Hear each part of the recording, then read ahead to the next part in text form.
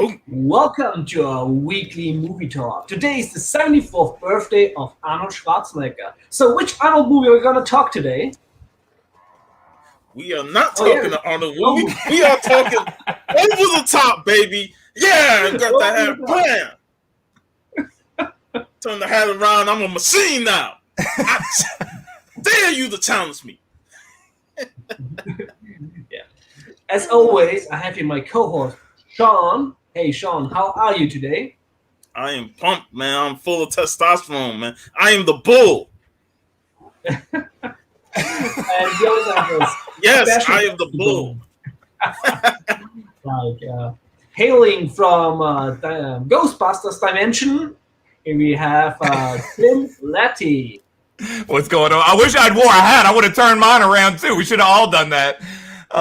Yeah, man. No, I'm excited about this, dude. I love the 80s, love the 90s, and big Stallone fan. Good dude. I think he's a good dude. He's fantastic.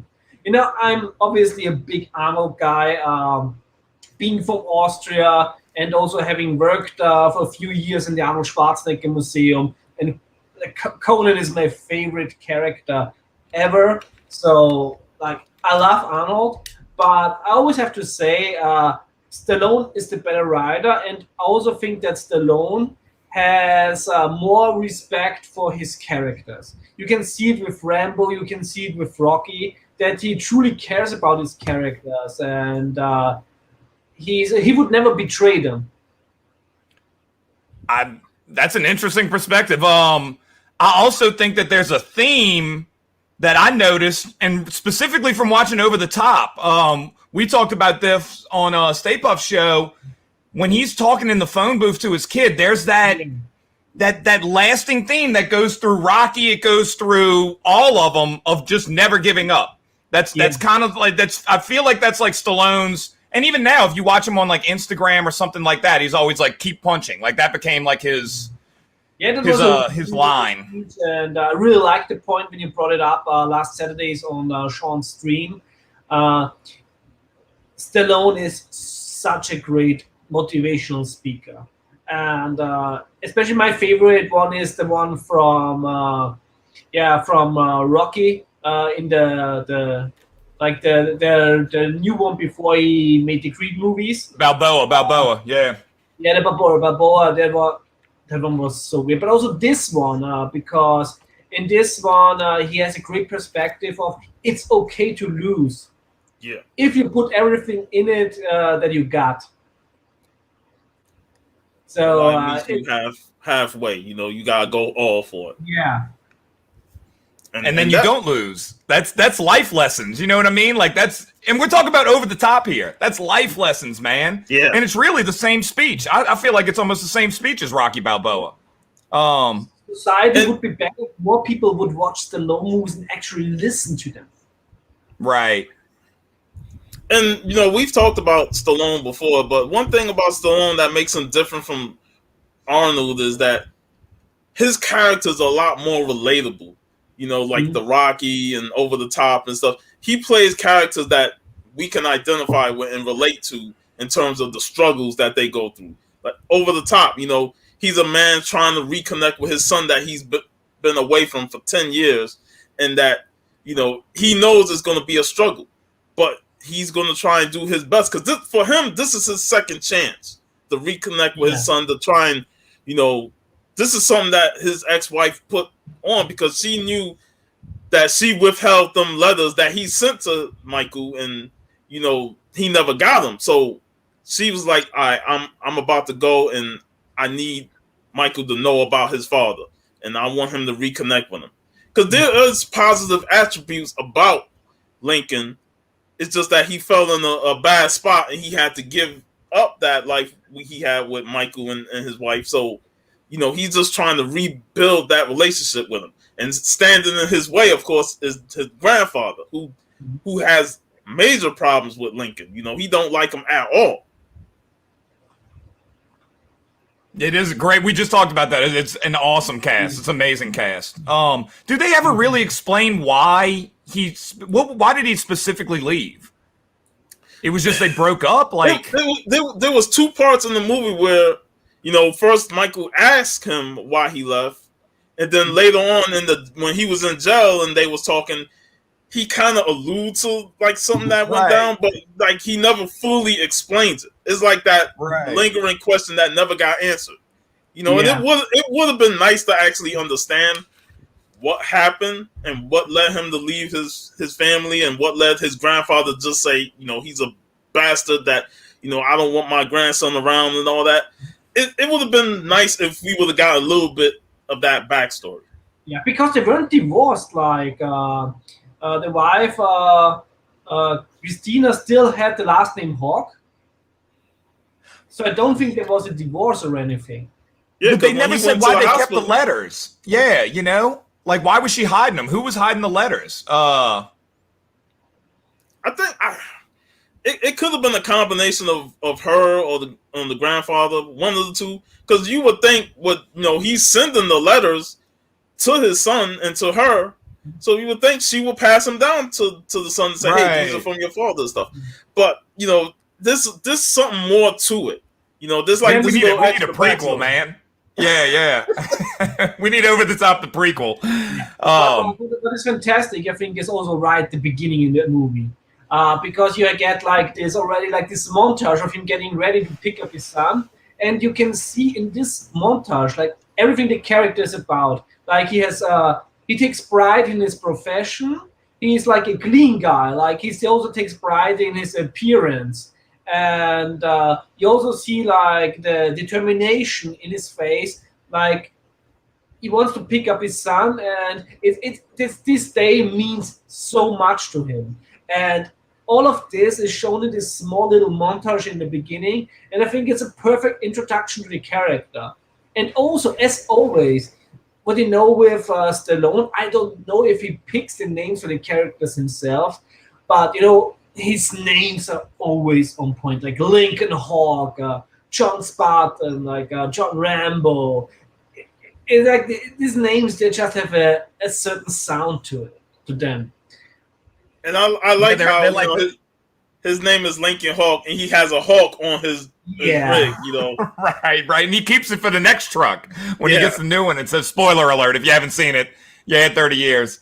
I think this is basically the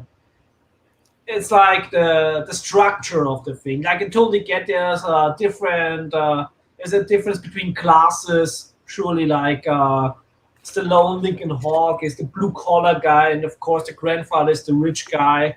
And he probably never approved of this marriage, but still it doesn't explain why the father was gone. And also to this point, why would the grandfather tell his grandson that, oh yeah, your father did or used drugs or sold drugs? And that was an element that was thrown out. It was like, man, it was like the grandfather was doing everything he can to discredit Lincoln, as just a completely shitty dad. And that's where like this backstory between them is like this animosity and hatred they have for each other. More so the grandfather, because I don't think Lincoln really hates the father. It's just that they never got along, and there's just huge animosity between these two. And it's like it needs to be a little bit further explored to see what led to this. Like what led to the tipping point of Lincoln getting out of there. Because if it's the grandfather, then shame on him. If he didn't like him because he was a truck driver or something that went down or something like that, it's shame on him for driving the wedge between Lincoln and his wife.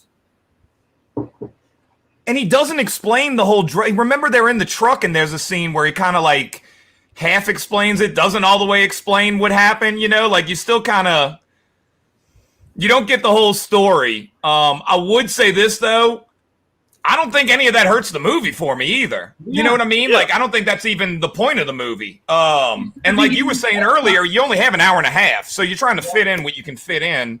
I think it even adds something to it because it raises questions, and I think everybody that, at one point, everybody dated somebody the parents didn't approve with. Right, sure. The parents didn't approve with. So I think this is something everybody can maybe fill in with their own experiences. So I wouldn't say that this takes. I also wouldn't say that this takes anything away from the movie. Oh, I couldn't tell you how many dads I met, and I said, "What do you do, son?" "Oh, I draw comic books." You know, like that's always a hit. That's always a winner. But I bet you any money, a lot of it just ended up on the cutting room floor. How much you want to bet there's probably deleted scenes that we lost? Stallone had the final cut right. Okay. It's always, and also Stallone said later he would actually have changed a lot. He wanted to set it like, he would have set it like in an urban setting, and he would have made the finale in Las Vegas a little bit more, like, I think a little bit on a greater scale and not so much like a carnival. And he also would have changed the rock score with a more cinematic score. I kind of love the rock score, but I like the rock score. Yeah, like the music fit the movie, you know, and then like every song that plays is like, man, I'm bopping to it, and it has meaning to it. Like Kenny Loggins, "Meet Me Halfway." That's the theme of the whole movie. You know, you ain't gonna meet nobody halfway. So, and that song is beautiful. And of course, the closing song by Larry Green is just awesome. I listen to the whole ending credits just to hear that whole song. Like, there's nothing better than, it's like we already talked in the pre-show a little bit about it. Like in the 80s, you can just put any movie on. At least it will be entertaining. Like, hey, Inja, greetings. Hey, Inja, Benja. And the same is with the music. I don't think there's bad 80s music. It's great 80s music. Yeah, I you can pick also like any song from the 80s. It doesn't even matter which genre. It has a certain appeal to it. So when you use music from the 80s movie, you can't go wrong. Let's be honest, you know, they got the king of 80s soundtrack, Kenny Loggins, to do a song. That dude was killing it. Absolutely. He was killing it with them soundtrack. Nice fact from Uncanny Demon. Yeah, the son, David Mendelhall, I think. He also voices Daniel in the Transformers movie, the animated Transformers movie. We already talked about the animated Transformers movie in the past. It's one of my favorite movies, and still, I absolutely love this. I'm a huge Transformers fan. Yes. Yeah, and that goes back to something we were saying earlier. You would get tapes on tapes back in the day. I remember I had all 3 Star Wars on one VHS.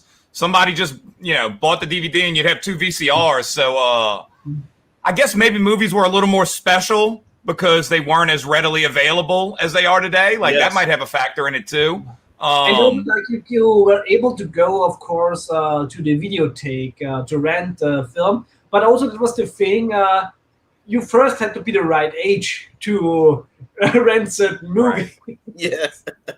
I just bring my dad and just grab some horror movies and stuff like Friday the 13th. Right. I remember walking in, being 14 and looking at certain movies like, one of these days, I'm coming back for you. I got away with a lot as a kid. I don't know how my parents and grandparents did it, but yeah, I guess they just weren't looking at the ratings or whatever. I guess they were new then. Thank you for it. Thank you for not paying attention, because I got to watch some cool stuff. But yeah, man, the music was awesome. And even you have a whole genre of music today that is really inspired by movies or music like Meet Me Halfway. Like that whole synthwave movement. Dude, that's all 80s inspired. That's exactly what it is. People are just going for that vibe of that era. So clearly had an impression. I think it got better with time. Honestly, I don't think I cared as much about it then. As now I listen to it and I'm like, dude, this song is friggin' awesome, it hits harder. I think a lot today, we have sort of like an 80s nostalgia wave, but I think most of the stuff that tries to get the 80s vibe makes it heartless.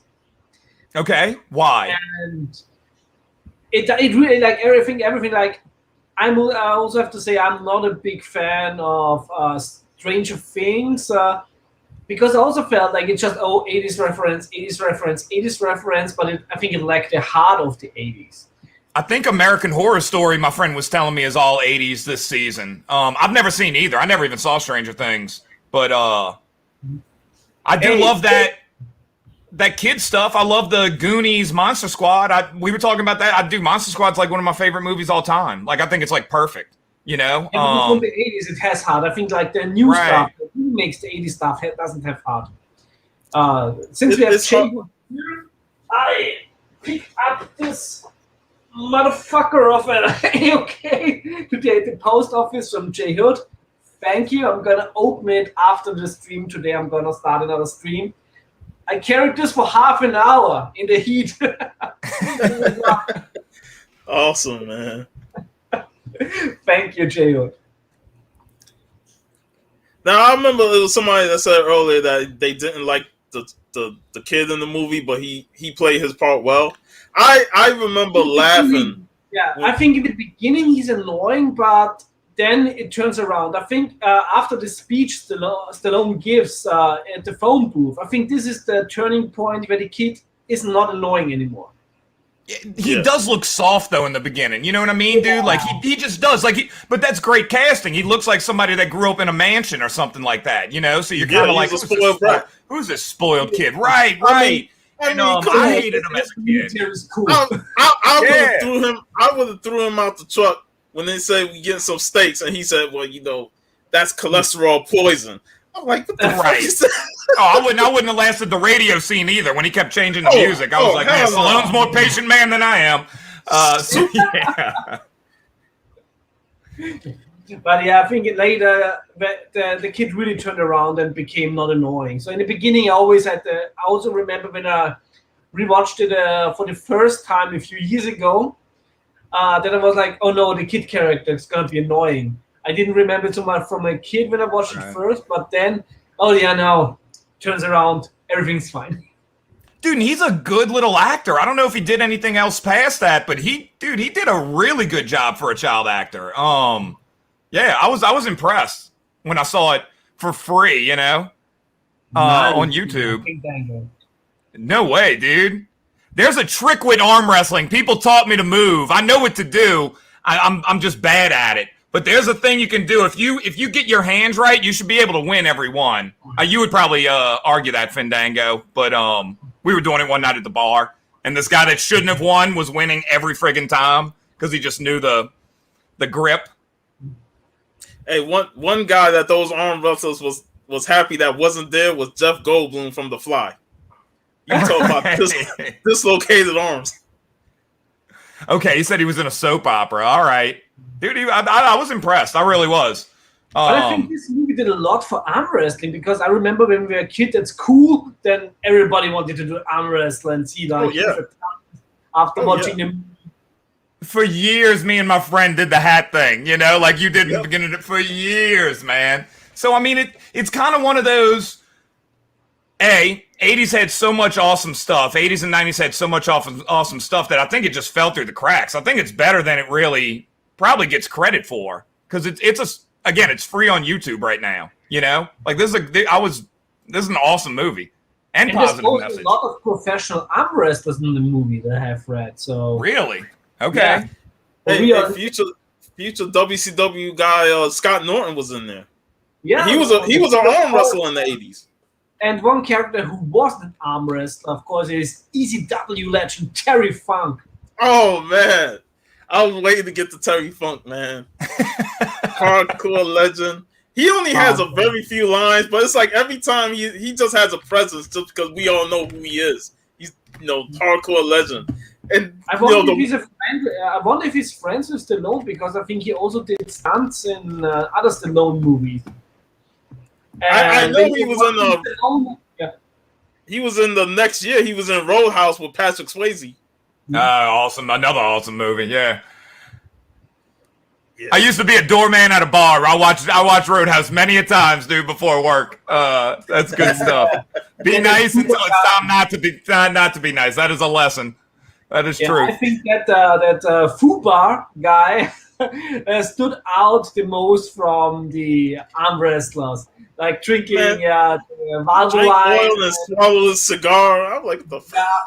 Yeah. That was awesome. That was awesome. Kill you, not make you stronger. But you know what I like the most about that whole competition was they let these guys cut promos. They interviewed him Yeah. talking about that stuff, and it added to the competition that all these guys was able to get their promo out and say, I'm in this to win it. Second place ain't shit. I was like, yo, I love this. It was like it would have been nice if we saw that in Bloodsport, because I love Bloodsport, the Kumatai and stuff. But it would have been nice to see the different competitors. Totally agree. But that's character. That's a character move there. So that's just another a smart way to like introduce us to these people very quickly and then keep the story moving. Like that was really clever in hindsight. Very good. What else did the guy direct? Do you know what else he directed? I think Golan was also very big in canon movies, so I think, of course, more canon movies. I like canon movies. Okay, canon movies are just we can be so thankful for canon. For me, as a fan of Italian exploitation movies, I always think that canon is the American equivalent of Italian exploitation.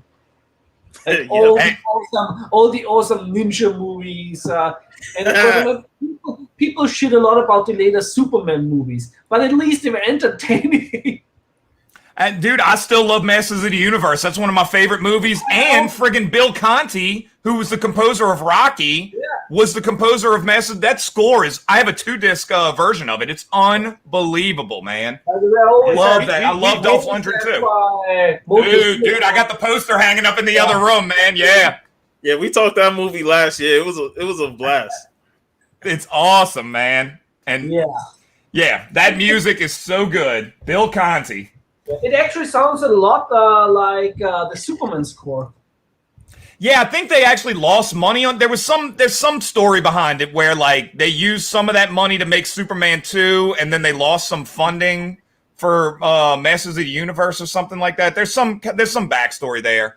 I know, or maybe it might be Superman 4. Might have been they lost money on Superman 4. Phil Daniel is mentioning here John Resing. And actually, this is the guy who the movie's actually, I wouldn't say based about, but actually he's the inspiration for the Lincoln Hawk character. And he also was in the tournament at the end in the background. He's like the blonde dude.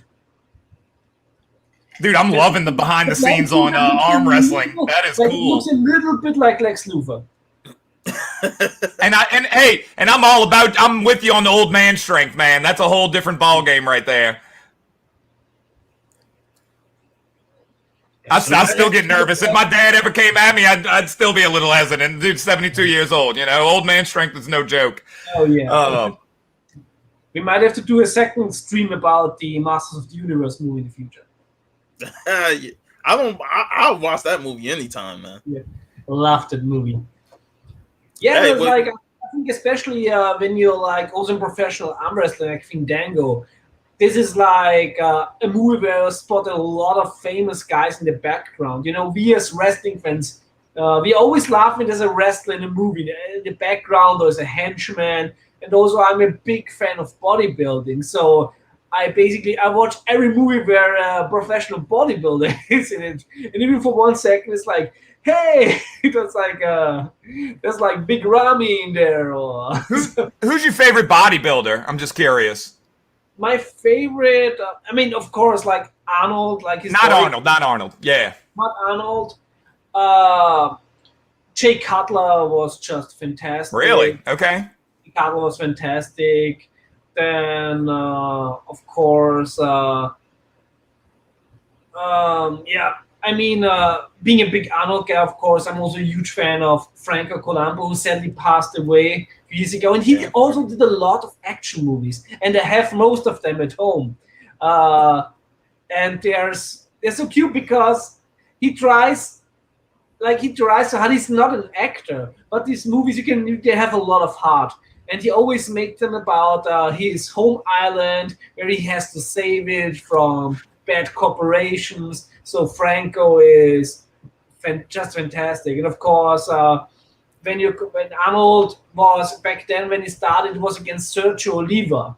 And Sergio Oliva actually, I think, was the better bodybuilder. Arnold just beat him in the mind game, which is a lot of fun because, Arnold, of course, is a legend in bodybuilding. And he's rightfully a Mr. Olympia.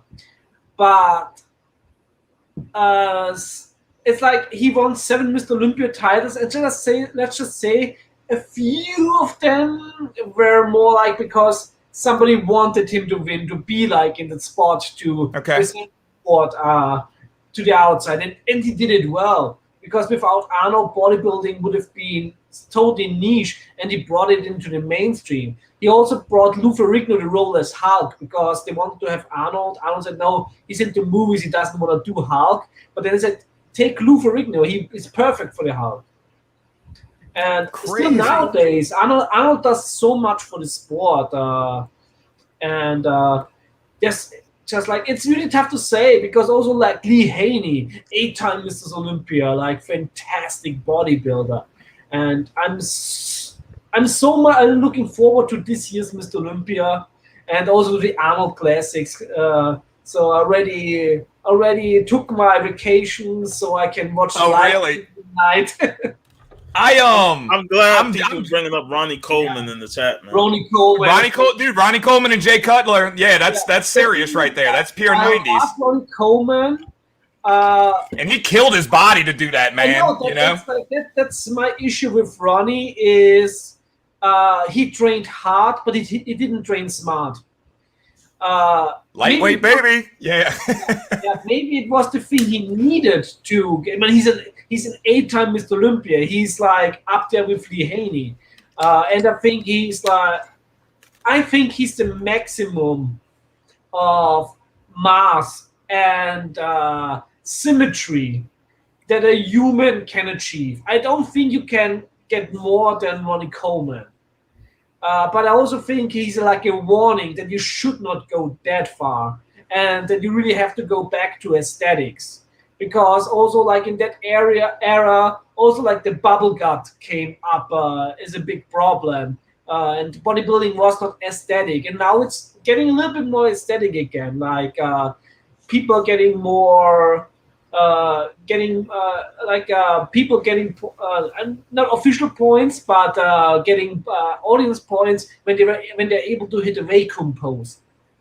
Okay. See, when I look at those older guys like the Zanes and Tom Platz or somebody, like they just Tom Platz is awesome. They move differently than those 90s guys moved. You know what I mean? And I'm getting more in. I listen to a lot of motivational videos and stuff like to get me going or when I'm getting lazy. And a lot of them are like bodybuilding. And like you, dude, when you said Arnold beat him in the mind, I was just like, dude, bodybuilding's more about this. Yes. And I think, and when you realize it's very cool. If you want to hear like really good motivation, you have to listen to the motivation speak of Dorian Yates. I love Dorian Yates. No, I love Dorian Yates. Yeah, man. I laughed at one where he said because he was really like, he won the Mr. Olympia, disappeared for 1 year, came back, and then he had the speech where he said he was in England, it was snowing, he was going to work out through the snow, and then he thought about all the other bodybuilders in California that are training in the sun, and he's going to make them pay. Yeah, he's going to make them pay for it, dude. Dude, that's the best Dorian Yates move when he looks up and he goes, yeah. Awesome, man. Awesome.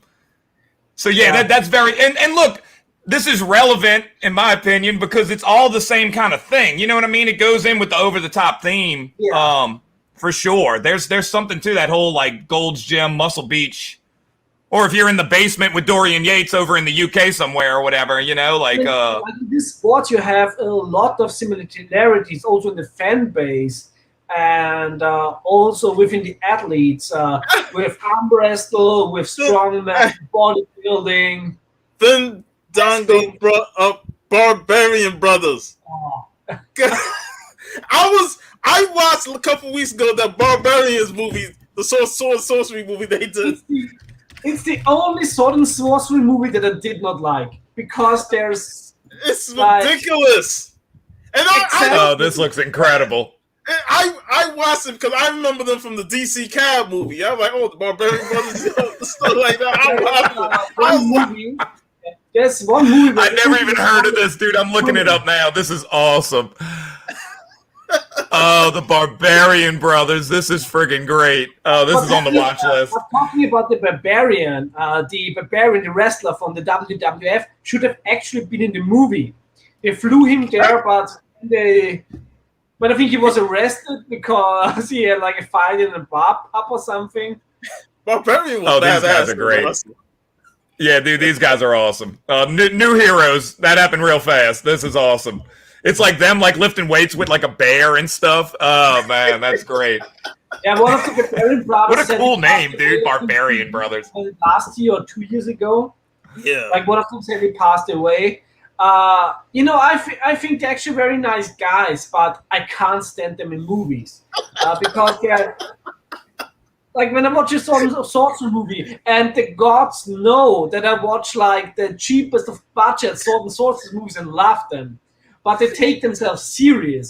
Like and the fun thing is like that the movie The Barbarians with them is made by the same guy who shot Cannibal Holocaust, and oh wow, by Ruggiero, forgot the last name. But the movie has awesome effects and everything, but the two protagonists killed the mood.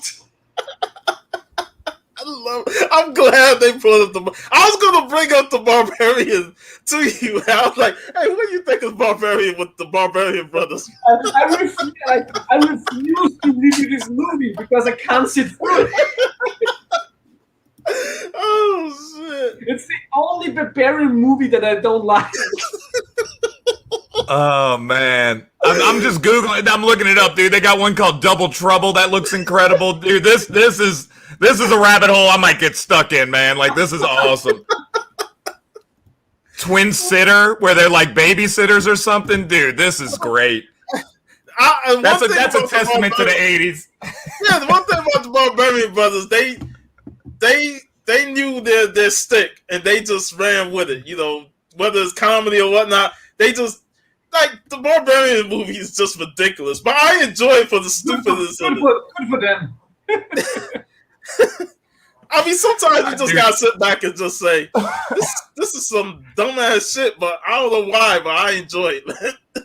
Yeah, this is awesome. It looks like they kind of like just ripped off like whatever, you know, if Hulk Hogan was a babysitter, then they just like twin sitter or something like that. Like Conan, then they just did their thing. Dude, whatever. These dudes are friggin' awesome. Oh, man. And they're jacked, dude. These guys were huge, man. Also, Stallone has a lot in common with bodybuilding. Yeah, like, Franco Columbo trained Stallone. Actually. Right, Rocky 2, huh? The movie were terrible. I agree.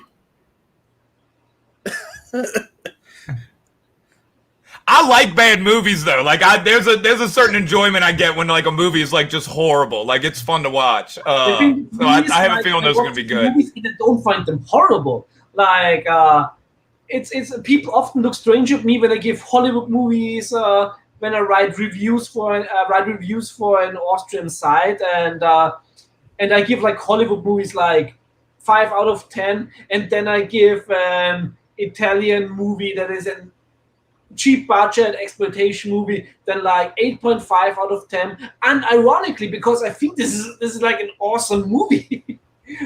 Yeah, I'm not a big fan of CG, to be honest with you. Like I'd rather like a painted background. I'd rather less is more. Less is. Yeah. I was looking at I was making a little quick video this morning. I was looking at Guardian of the Galaxy clips, and I'm like, dude, this is just like a mess, man. Or like Transformers, new Transformers, when they fight, it's just like you don't know what's going on, man. Get less is more. Dude, think about that scene with Pony Boy in The Outsiders when they have like the painted background and he's giving the Stay Gold speech. Dude, it's beautiful, man. Like it's just gorgeous. You don't need. We love Flash Gordon and the painted backgrounds in the Flash Gordon movie. Beautiful movie, man. When they're flying over the sky, gorgeous. You know that final battle with the Hawk people, gorgeous, man. And I think that the huge problem I have with modern movies that try to recreate the magic of the 80s is when I watch Flash Gordon. Flash Gordon is a fantastic movie. It's a masterpiece. And it's a masterpiece because everybody in the movie takes it serious. The movie is crazy. Right. But my problem with modern movies, and this is why I dislike the MCU movies so much, it's like the characters are in on the joke. And I don't like that. It's like I want the characters to take it seriously, even if the movie is unintentionally funny. But the characters have to be in that world and have to take the story serious. They have to take it serious, like that the world is going to end, even if it's hilarious.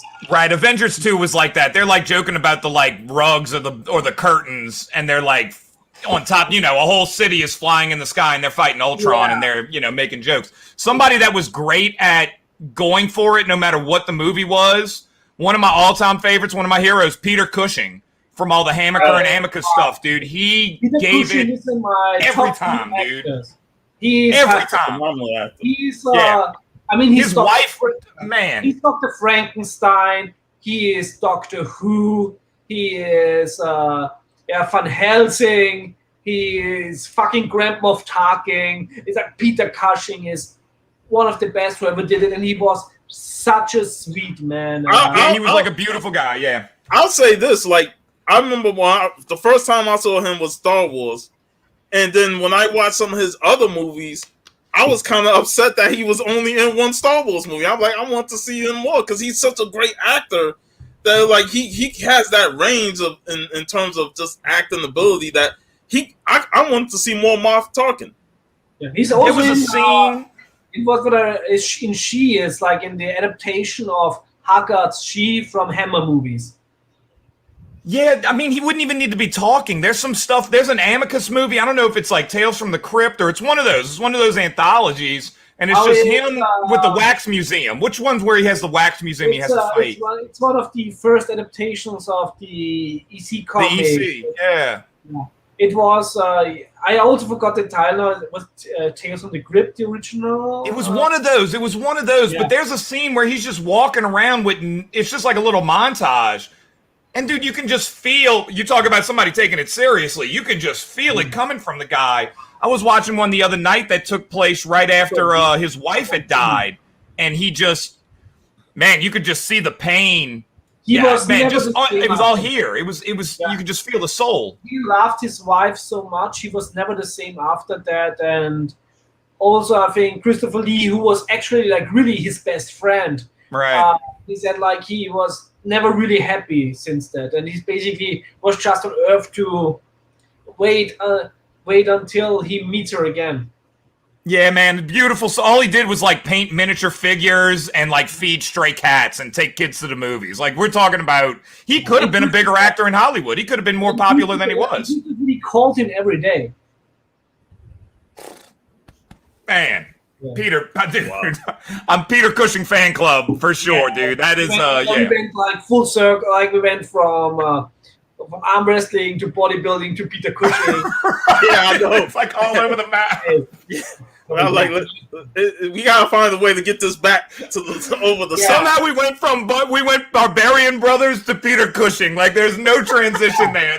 I think we were like before when we talked about the promos of the arm wrestlers. And this is also one thing that we discussed on the pre-show, where I said, when I watched it for the first time as a kid, like, of course, like the grandfather and the bull, like the Bull Hurley, were like, I felt like the villains. And then when I rewatched it as an adult, it was actually there's no villain in the movie. I can get the point of every character, like the grandfather who cares for his grandson.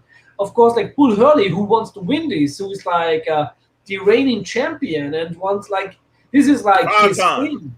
5-time champion.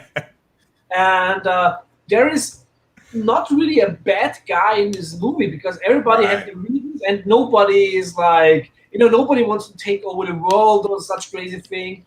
Everybody has just very human goals. I don't need the boogeyman. My buddy says that all the time. I don't need the boogeyman, and I'm a big fan of that. Like, oh, dude, sweet, dude. Yeah, I'm drawing stuff every day. It's fun. Yeah, I think we were just talking about that off screen, dude. The grandpa's not the bad guy. You know what I mean? Like he's just doing what he thinks is right. Even though I had a problem when they constructed this whole kidnapping angle because after it's a great area. Like after and we gotta talk about that scene. He had his son go up against the other bully kids, But I was like, bro, you gonna try and use kidnapping as a way to get your grandson back, not knowing what could happen through that whole thing? Yeah, that was pretty intense. Like, you have like a car chase. Maybe the grandpa did do some bad stuff. Maybe he made some poor decisions along the way. Like kidnapping his grandson. His heart was in the right place. His heart was in the right place, but man, what are you trying to do? And what's weird, that's another like 80s movie thing. By the end, it's just kind of like, all right, like everybody's cool again. Like, we just kind of forget that happened, that he sent like his thugs to go steal him from a truck stop. Yeah. Another thing, we talked about this before, like that's just another amazing actor, and always kind of plays that role, but underrated. Probably underrated. You know what I mean? Like, when you said his name, I didn't know his name. Probably should. For him. Yeah. For how much stuff he's been in. I mean, he was in Scarface, when Tony Montana took him out. Dude, yeah, man. And also, he was already basically old then. Then he's old in this movie, and 20 years later, he was old in The Sopranos. Like, we should, I'm thinking about Scarface. We should do a side by side of like Michelle Pfeiffer aging and him. Like, he looks exactly the same, Yeah, love me some Scarface, dude. Yeah, but he's just he plays that role well, man. Yeah, he has. No, I mean that's kind of hard to argue. I mean, you have fucks on your live stream, even Bobs on your live stream. Yeah, I mean, look, hey, I don't want to call Terry Funk a thug because he's a well dapper, man. He's more like security. It's just that one scene kind of made the grandfather look bad, the kidnapping scene. Because it's like, seriously, what are you trying to do? You want to steal him back? But at the same time, like, before that scene, we had... He was worried. Before that scene, though, we had him trying to teach his son how to win. And having that arm wrestling 2 out of 3 contest against that kid who was just automatically a bully. I'm like, yo... Like, he talking to his son like he's a piece of shit. And I'm like, yo, you gonna let him talk to your son like that? But I understood why he's letting him do that, because he wanted to psych his son up. He's talking fast to you. You got, what are you gonna do about it? And, at first when he lost the first one, his son was like, oh, why you do this? You just want to make me a loser.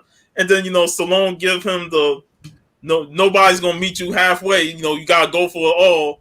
And you gotta take it. And that's the whole point of this movie, is you gotta take it. You gotta want it, you gotta take it and earn it.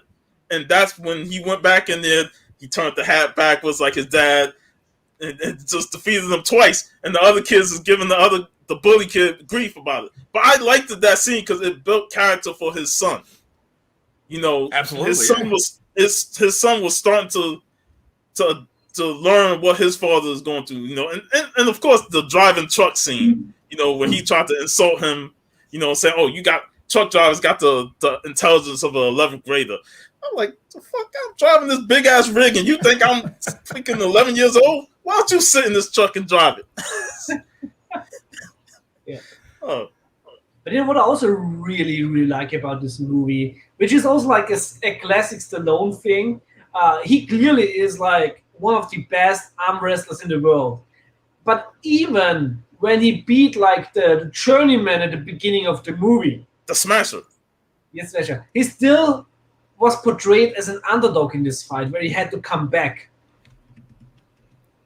I love it, man. Yeah, that is a Stallone. There's a lot of Stallone themes when you really start looking at it. So, it makes it easier to root for him. You know what I mean? Like, you don't want to root for the guy that's just winning. You don't want to root for the 5-time champion that already has his son and his wife or something like that, There's another great scene where he's just sitting on the truck, staring off into the distance. And that's another, like, just awesome moment in the movie, like thinking about what he's going to do and everything. And this movie has, like really sad parts, of course, when they came too late to the hospital and the wife and the mother already, she died. Yeah. Which was like...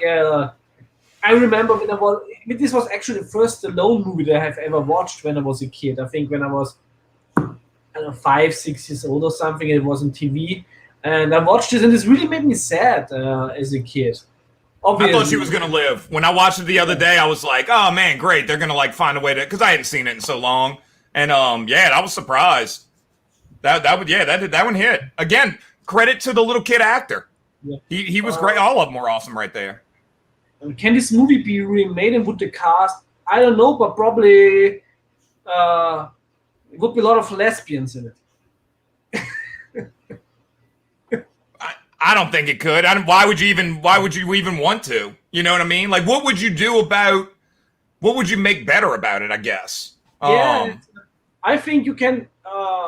I think you can make another arm wrestling movie, but I don't think you could really make it better for a 90 minutes movie with the drama in it. Like, where the arm wrestling is the background thing. You know, we already talked about Bloodsport. I love tournament movies. Tournament movies will always be awesome. So of course you can always make like an arm wrestle tournament movie. Yeah, I mean that was the thing about that whole montage was, showing them all arm wrestling. Some of them were real quick. Like soon as they said go, bam, it was done. I was like, damn, there was no struggle at all. It was just bam, just slamming his arm down and it was done. But it kept the thing moving. They even had women arm wrestling fighting. Yeah, but it didn't really focus on their final compared to that would be the focus in the remake. Right. No, dude. I mean, I thought it had good pacing. Y'all got me wondering now, like how much like deleted scenes were there and stuff like that. I bet you, I guarantee there's got to be a whole backstory about his past that had to get cut. Especially with Stallone having the final cut rights. And we all know Stallone makes use of those because, of course, the movie he wants to shine. I mean, he didn't want to be in the movie, actually. Right. He really had to give him a lot of money to do it. But really? It's a fantastic movie, and I think also that Stallone could be more proud of it, especially his performance. As we always say in the past, Stallone is such an underrated actor. Of course, this is not the high of his performance. We already talked about Nighthawks, which is like a very early showing of his talent. And of course, later Copland is such a fantastic movie and shows like what range Stallone has. Yeah. Like Copland is to me like one of his movies where he plays against type. He's not the tough guy. Yeah, I don't think this would function. Like, I mean, the concept, of course, it's like a very close idea where we would say, oh, obviously this could be a sequel, but the problem with these movies is often that it's like a sort of a half reboot, half sequel, which basically is the same plot, only with new actors. Right, and I'm weird about that kind of stuff. Like, do you need it at all? Dude, new Ghostbuster trailers look awesome. Do you need it? You know what I mean? Like, I'm very happy with stuff as I don't know. I'm just weird about it. Like when you have something, it's a moment in time. Dude, it's actually a really, really beautiful movie. Yeah. Let it, dude. Just go watch it. It's awesome. Ghostbusters. When we talk Ghostbusters. For me, it's like there's like this one thing about Ghostbusters that nobody could have planned, which is the chemistry between the four main actors, which was just like lightning in a bottle. When I saw the new Ghostbusters trailer, I absolutely loved the effects. The ghost effects are so good. Like they really look like they're really back to eerie. But the thing is with the trailer is, like, I don't know what chemistry will the kids actors have. Sure. Yeah. They're hiding stuff too. You know what I mean? Like they're definitely creeping. They're not giving us everything about the story. So I'm with you. I like the vibe off every trailer I saw. I was like, oh man, this is cool. We're not gonna know till Thanksgiving. Yeah. Because like you're talking about with Over the Top, it's all about the characters. There's a lot of heart, man, and everybody was involved. So it's just I don't know. Why do you we do a lot of remakes today, and we do a lot of like reboots and stuff like that. And I mean, I get it because Hollywood, if you have a franchise, it makes sense to continue. Look, I got Ninja Turtle curtains right here. You know what I mean? Y'all can't see them and stuff like that. But like, I get it. But yeah, sometimes it is just lightning in a bottle, and you might not be able to reproduce that. Dude, just think how Ghostbusters would change if Eddie Murphy was in it, like they wanted to have him in there. You know, like totally different movie. Or they wanted to be like traveling in time and stuff. If you look at the original script, it's wild. Or Jim Belushi. John Belushi. Yeah. I'm also not the biggest fan of making remakes, reboots of movies that are basically already top notch within the genre. I would say like reboot movies that had an interesting premise but fell short. Yeah, like movies that weren't successful or, people don't really talk about. Know what I mean? Like, I just saw today that they casted somebody for the new House Party reboot. What up, Biggie? Oh, man. Like, are they really doing a House Party reboot? Why?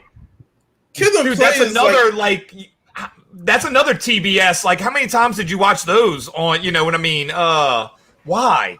There's no other Blade Brown, dude. You know, like... No. I don't want to see a reboot of House Party. Like, I still watch the original. No. Dude, they're gonna destroy it, man. You cannot. Hey, you can't do it. They're gonna put mumble rap in it, and it's just like no.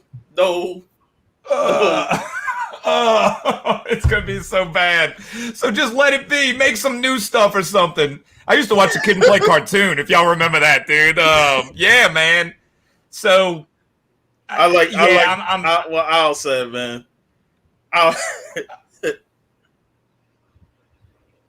Napoleon Dynamite IP. So, okay, and I'm going to play devil's advocate, even though I'm saying that they shouldn't make reboots. Then you have something cool like Cobra Kai. So there's an example of like an extension of a story that's pretty fun. I only watched the first season, but I enjoyed it. It was cool to see it's cool to see a tweak on Johnny's character, and make him a little more. So I guess it can be done. I don't know. What do y'all think of Cobra Kai? I think Cobra Kai was... I've only seen the first season, so I don't know what goes on. I've seen the first two, but I agree. As long as the original cast is involved in terms of John, Ralph Macchio, and those guys, I think that is an exception to the rule. If it's a continuation with them now at an older age and telling different story from what those movies were. As opposed to them just completely remaking or rebooting it with totally new actors and stuff and a new story and stuff that somehow it just lose the feeling of the old movies. You know, like I rather Cobra Kai that continues than to remake it and just whatever. Like, and it doesn't.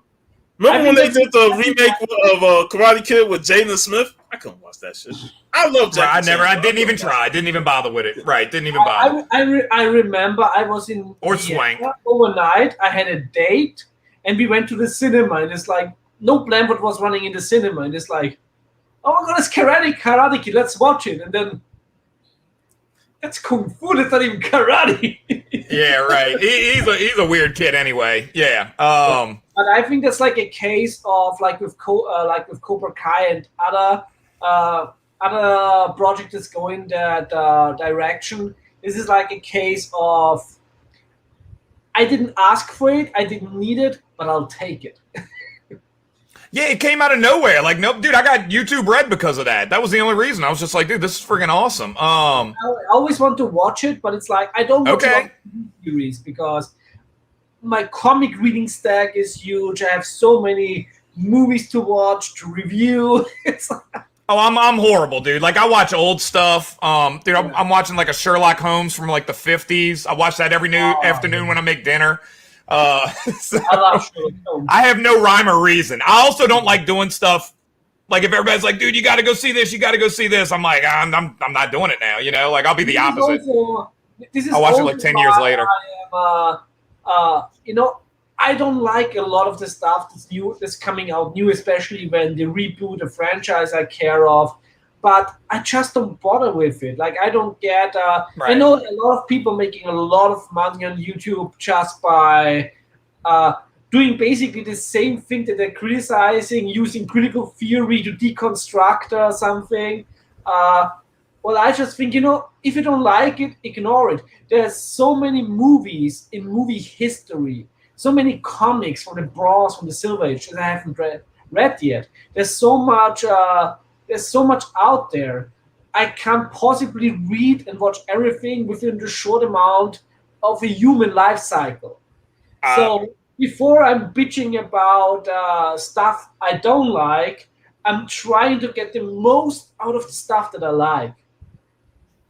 I couldn't concur with that more. I didn't even know what Amicus was 5 years ago, and I discovered all those movies and stuff like that. You know what I mean? There is Over the Top actually is probably one of those movies for a lot of people that you just lost in time. You probably never even saw.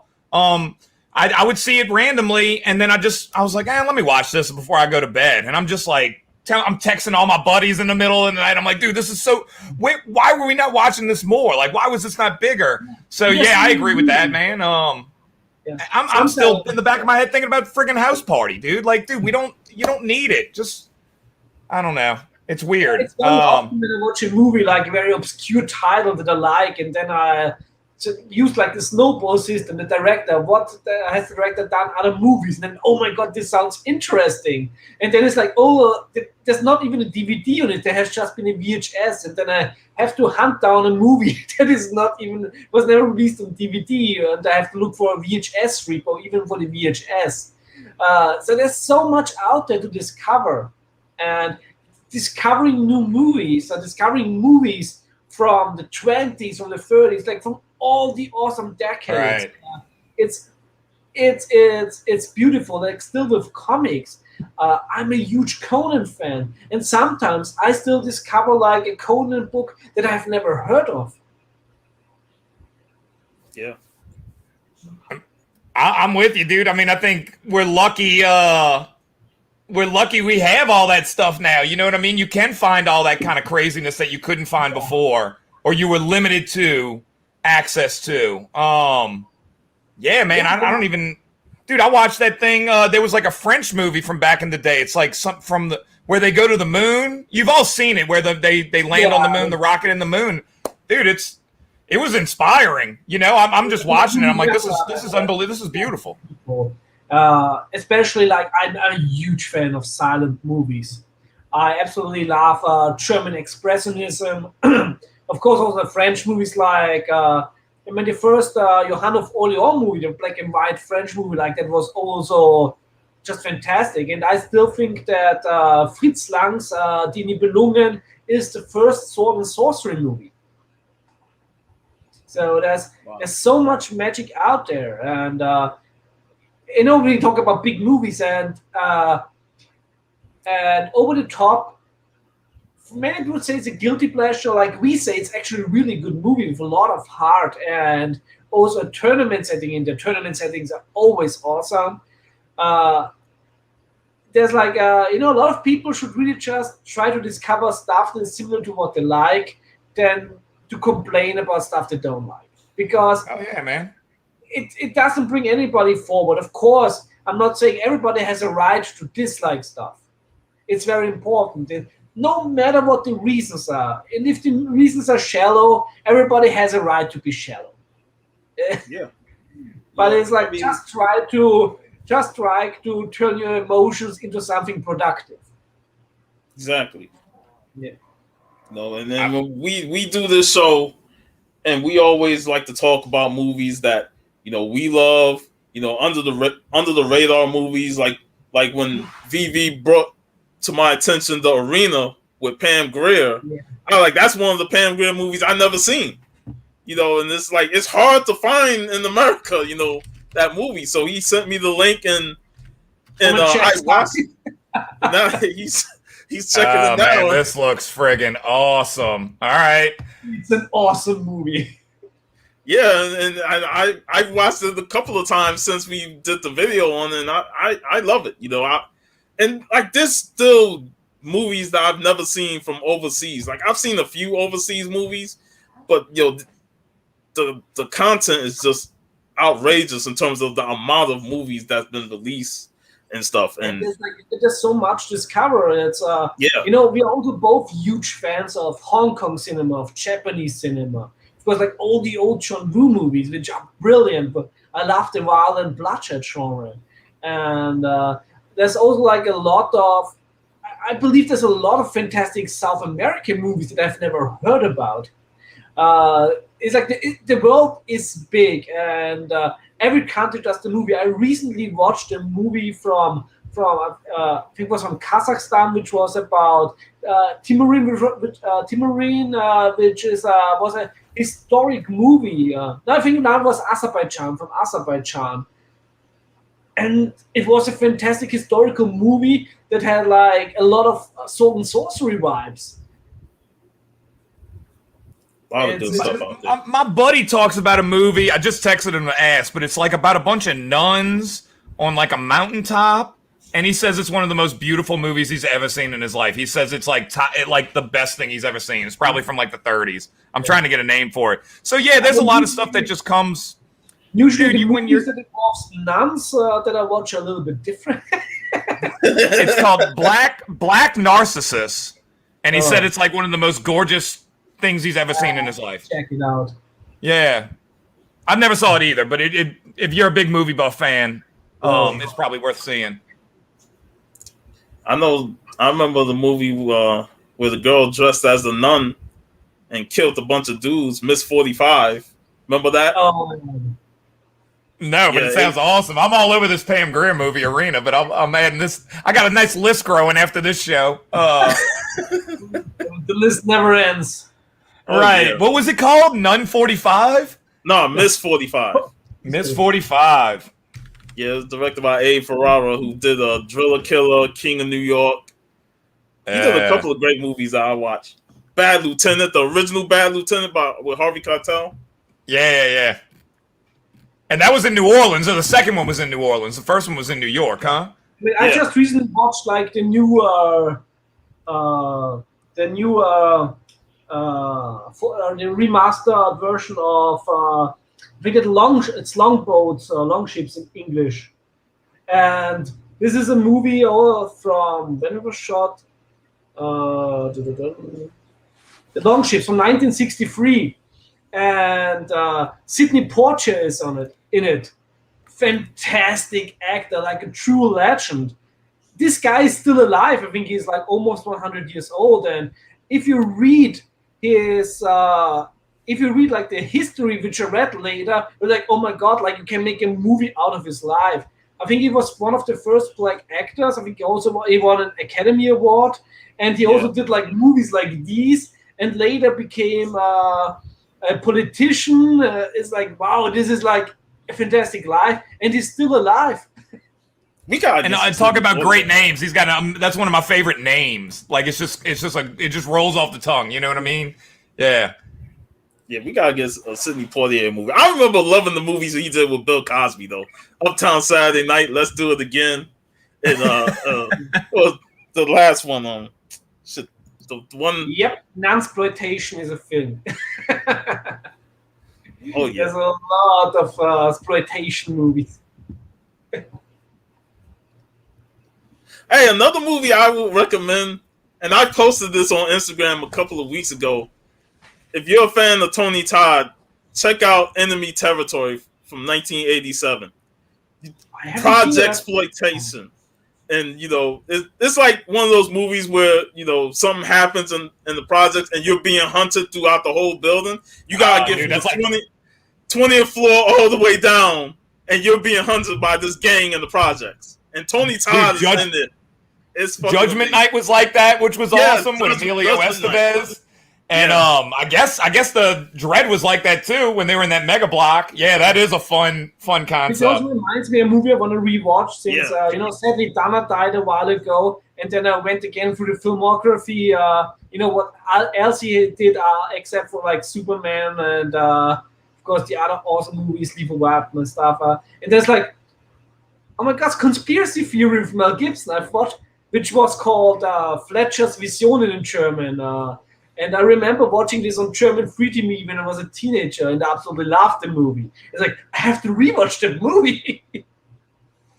Yeah, they talk Yeah, about listening to you on your phone and stuff, and now they do, like, so it was ahead of its time. Yeah. Yeah, that was the third movie, a piece of the action. Thanks, Al. But that I like that movie, but it's not my favorite. I like the first two better. But yeah, definitely check out Enemy Territory. I watched that multiple. And guess who's acted in that movie? Tim, Ray Parker Jr. from Ghostbusters. Really? Yes. He's one of the main actors in that movie. I never thought he acted in anything. He was a cool dude, man. He's still got it. Let me look that up too. I got so many tabs open now. That Pam Grier tab may never close in Arena. How many movies did he act in? Just that one. Okay. I was about to say, like, it couldn't have been many. But he's pretty cool in it. But Tony Todd steals the show, man. Candyman himself. Yeah, he's awesome, dude. Yeah, that's another great actor. It's gonna be something interesting in the new Candyman movie. Like, I was against the idea of remaking Candyman, but I think what I've seen so far is like, actually, it's interesting. Okay. Yeah, I liked that first trailer. I never saw it. I feel like he could still be Candyman, though. Like, just let him keep doing it. It's kind of like having what's his name as Freddy Krueger. Yeah. Yeah, Robert Englund is like he is Freddy Krueger to me. Right. He's also in Stay Hungry, which was one of the first movies that Arnold did. Really? Where he was working in the gym. Hey, Darth Hideous, thanks for showing up, man. We got 5 people watching. And yes, we all talked about a movie from the 80s about arm wrestling, but we just been going off the top and talking various movies, man. Hey, we got Tim Lattie here. And you know what? It's funny. This is the first time on our show that we've had 3 guests in 3 weeks. Oh, yeah. We're moving up in the world. I know, right? So, yeah, man, we just having a blast talking movies, man. And that's what we all love. We love movies and talk movies and all that. Dude, we were talking about rap on the last show, and you were like, dude, we were like, hip hop is dead. And you were like, I got to go to underground now. It's kind of like, dude, it's more fun like that. It's more fun. I was like that with metal. I'm like that with rap. And it's kind of the same thing with movies. Now that I'm getting older, I want to be into like these more obscure, what did I miss out on? What is not as yeah. I don't know. It's kind of fun to like hunt them down. Like y'all told me about 5 movies tonight that I'm just like, okay, never heard of this, never heard of this. Looks awesome. Yeah. Yeah, I just ordered today the 4K UHD version for October from Profondo Rosso, which is one of my favorite Dario Argento movies. It's Deep Red in English. And absolutely, Dario Argento is one of my favorite directors. Maybe you know Suspiria. I know I heard that one. Yeah. If you love horror movies and good thrillers, you have to watch Dario Argento movies. Yeah, I've seen a few. Yeah, his daughter was like dating, what's his name? The cook right before he died or whatever. Asia Argento was dating Anthony Bourdain, I believe. I think they were dating for a while. But Dario Argento is still alive, as far as I know. Yeah. No, it's man. And also, that was another thing about Over the Top was that I felt like it had a Karate Kid vibe. I felt like the ending was kind of like Karate Kid. Yeah. I guess it's because it's a tournament, like you've been saying, it's a tournament movie. But I thought it was more. I thought it was more rewarding, almost. Yeah. It's. Well, I like that Lincoln's main goal was to win that truck. Like, he didn't care about nothing else, the championships and all that stuff. He wanted that truck. That's all he lived for. All on the line. Yeah, he bet on himself, $7,000. After he sold his previous truck, he bet on himself and said, I don't know if this is legal. At least in Europe, I don't think it's legal. Like when footballers bet on their own games, even if they bet for themselves. But yeah, I don't know. It might be a little different in arm wrestling. Nobody's paying attention, like they probably didn't even know who he was. But dude, he also had the devil's deal where he could have taken the other. He had 2 trucks. Yeah. He had 2 choices to get the truck right there too, man. He was just like, nah. Another like motivational moment from a Stallone movie. Yeah, I loved it that he turned them down on that because he wanted to prove that he can do it on his own, and not only that, he knows by winning this competition, Mikey being there, he has a better chance of getting custody of his son as opposed to just taking that offer from the grandfather and leaving him for life. So. Right, or go running away or something. Yeah, I was like, man, maybe he could kidnap him and run off, right. He made the right choice. There was only one right choice right there. Then he pushed Terry Funk through that door. I forgot about that, Which is probably the least bloody way he went through a door in his life. Hey, you see, Tim, you see what... unnecessary. You see what Dusty Brick Brown say, Tim? No. I just came up. Uptown Saturday. I feel like I've heard of that. I've heard of that one. Yeah, dude, I was thinking about Michael J. White earlier. I was thinking about Black Dynamite, which is one of my favorite movies. And I was trying to get on the comic years ago because they had it at Ape Entertainment. And I was just like, dude, I couldn't get on. But I love Black Dynamite. But I've heard of that movie. I just never saw it. Michael J. White's a badass dude, too. That's a good dude. Yeah, definitely. We haven't talked about the original Red Dawn yet, but we for sure will. Because it's also by John Milius, which of course is the director of Conan the Barbarian, and also the mastermind behind my favorite TV series of all time, Rome. And Milius is brilliant, and Red Dawn, obviously, Wolverines fighting against communists, right up my alley. Yeah. Yeah, man. Love Red Dawn. Yeah. Patrick Swayze, man.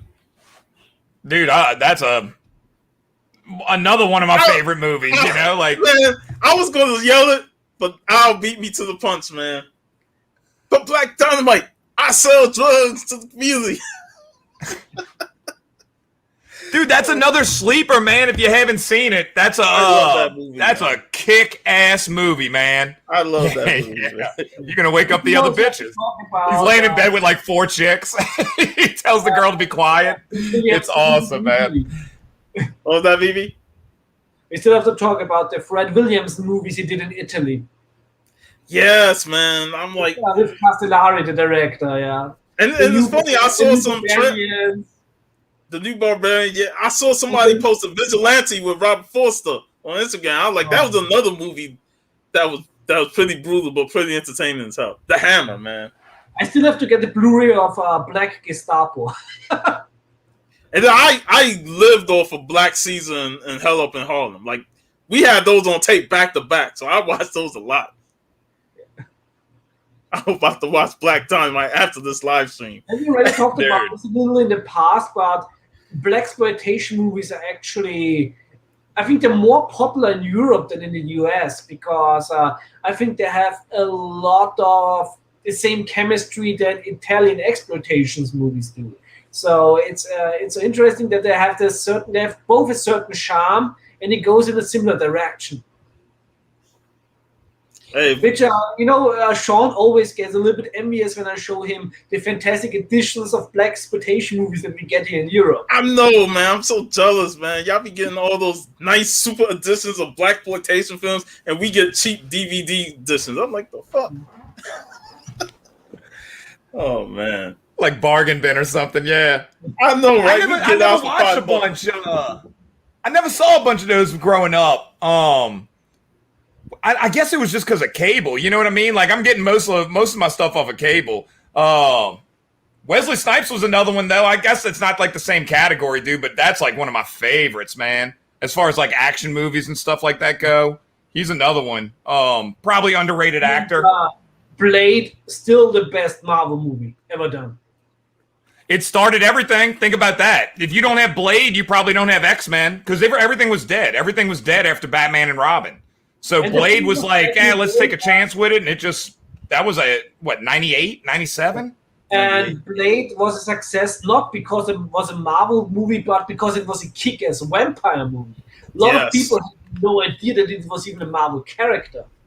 Right. But dude, those two, we've had debates about this with my friends. Bryan Singer X-Men and Blade, probably two of the most important comic book movies ever, just because of what they started. You had nothing, man. It was dead in the water, dude. Maybe you get like Barbed Wire. Maybe you get like some joke of a movie. Yeah, and then you start getting Raimi Spider-Mans. Then it just you start working your way up to what it is now, where you get like what, a movie every year, more, three movies. I'm also right, too many. Of course, like even Rep Brown, Captain America. Yeah. That's the Captain I grew up, man, watching the helmet and the fiberglass shield. Rep Brown was the man. And I know a lot of people giving me shit, but I prefer the Fantastic Four movies, the old ones, over most MCU stuff, because actually they had really family values in there. You talking about the one that never came out? No, not the Corman one, but the one with Jessica Alba. Oh, okay, all right, yeah. I really like them. They did a lot of things wrong. Like, of course, Galactus is like. Yeah, he was just a cloud. He was a cloud at the end. Yeah, like, fly into a cloud, and then they fly out, and they're like, "We won." But I still think that what the core aspect of the Fantastic Four is his family, and I think that came really well along, and there were a lot of heartfelt moments. And actually, I also really like the casting of. Just knowing from his role in Nip Tuck for this guy's Dr. Doom. Yeah, I think the costume, they should have just did classic costume for that. But the actor was a really good choice. Yeah.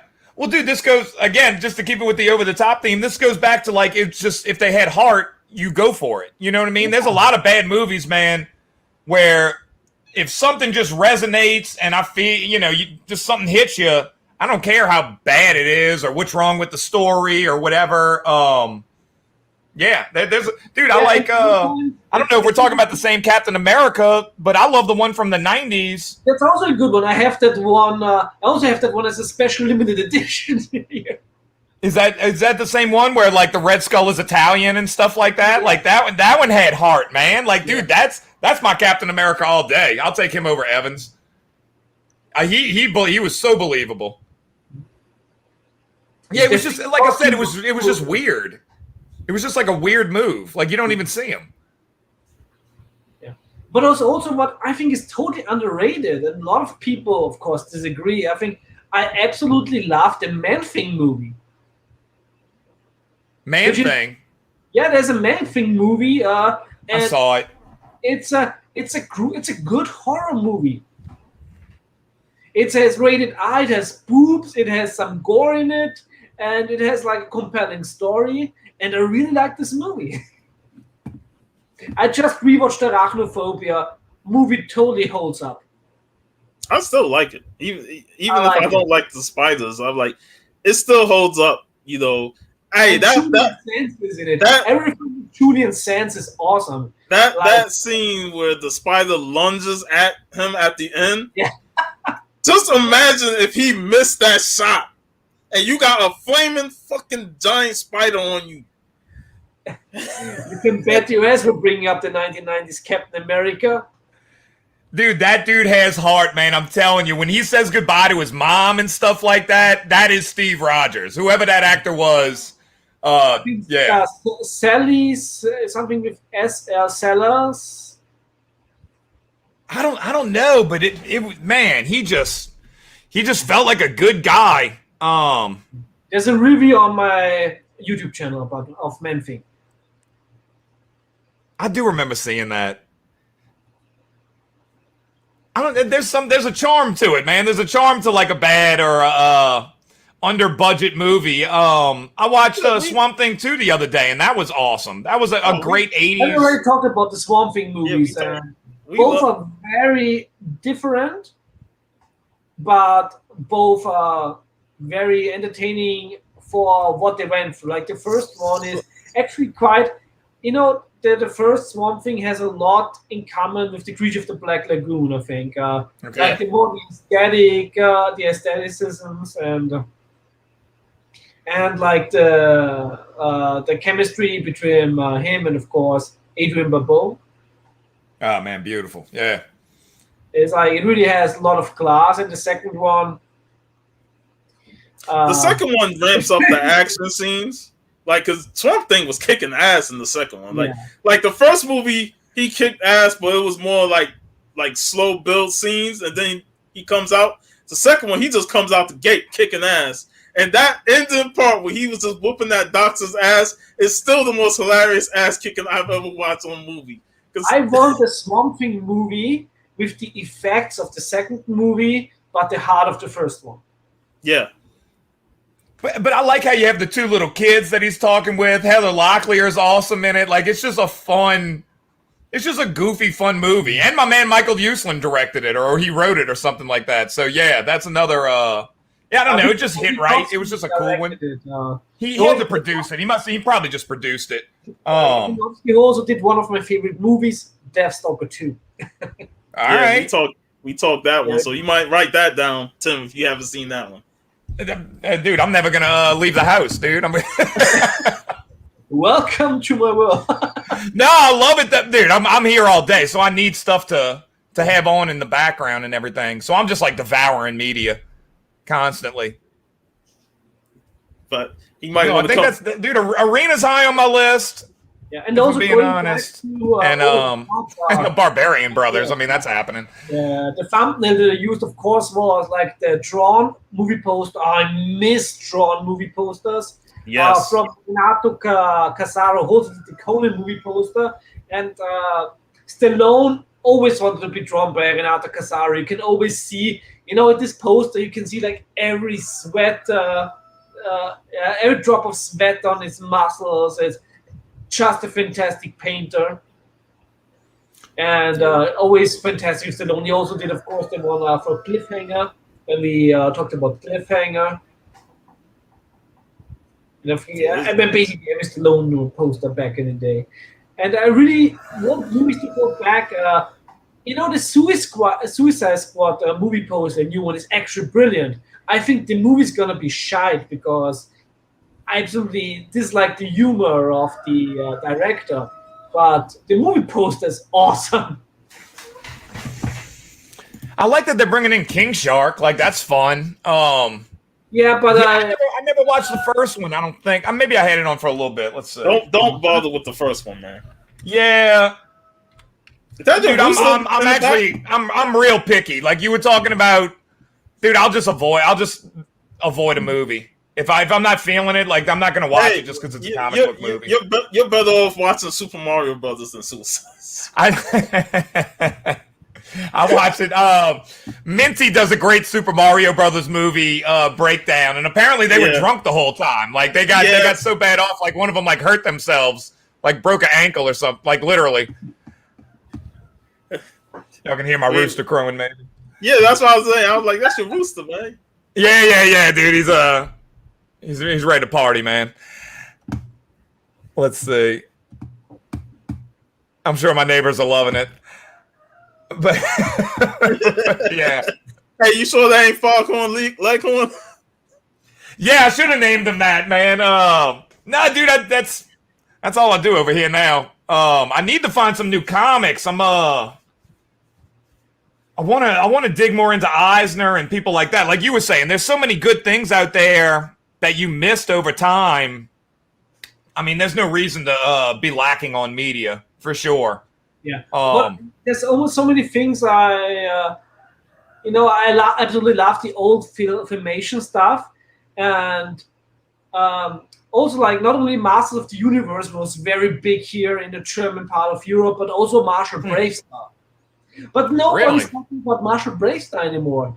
And just recently, I was just ordering issue number 1 of Marshall Bravestar, and there's like there hasn't been in US comics. These comics were like German comics for Marshall Bravestar. Trying a few years ago was in talks with NBC Universal and was trying to get Bravestar and a few other properties. And it's just hard to get, dude. It's not the money. It's getting them to let go of the property and let you do something with it. And they have a whole massive list of stuff you wouldn't believe that's just sitting there. And they won't do anything with it, dude. Or maybe it was just, I didn't know what I was doing. But I thought we were getting close. And like right at the final hour, they were just like, we don't have the bandwidth to do Brave Star. And I'm like, nobody's doing anything with Brave Star. Like, let me do it, you know? I snuck Brave Star into a webcomic I do because it was just an underground, you know, not underground, but it was so back to the other thing. There was so much stuff in that era, the 80s and 90s, that something cool like Brave Star just slips through the cracks. Yeah. Even the toys, everything. Talk in the future about the pilot movie of Marshall Brave Star. Yeah. I have the whole thing on Blu-ray. No, it's dude, it's good. It's awesome. I wanted to do like a Dark Knight Returns Brave Star story where he like him and 3030 are like up on the mountains and they're kind of like doing their own thing. And they have to come back down like one last time to kind of face and save New Texas or something. Also, this is so epic, like in the pilot movie, you know, before NBC Universal does. Yeah, became his loyal friend, you know, when they follow each other and they basically then he saved his life. It's like, it's really good storytelling. Yeah. No, it's awesome, dude. It's and the old Indian chief with the tennis shoes on and stuff like that. Like it's great. I wish they would do something cool with it. Yeah. And when you said NBC Universal, it's like they're just sitting on a gold mine. And a lot of these companies sits on gold mines and never do nothing with it. You have no idea. Yeah. It's crazy. The list that they gave me was crazy. You know what I have to show you once? I have to show them when I get the Marshall Brave Star comic. But there also have been exclusive German Masters of the Universe comics that have never been translated into English. Why? They have the money, like do it, or you have where somebody like an independent creator like myself, you don't have the funds usually to like take chances. They do, dude. Like they could do anything they want. I don't know if I had said this, but they had Felix the cat for his 100th anniversary. And they did nothing with it. That's cool. That's a big old book, man. Jeez. Of stories that have never been released in English. And the artist, Michael Götze, like where I can see, like his art looks so much like Kirby in some panels. Oh, man, cool. That's good colors, too. They recolored it because the original coloring, I mean, they tried to keep some original coloring, but the colors were not always correct with the filmation. So in the omnibus, they recolored it to be more in line with the filmation. Yeah. But, yeah, I mean, I don't know. That's just, it is what it is. It's cool. I have that dude. He's from Horde X Horde. Nice. Yeah. When his eyeballs popped out, you push a little lever on his back or whatever. That was one of my favorite toys.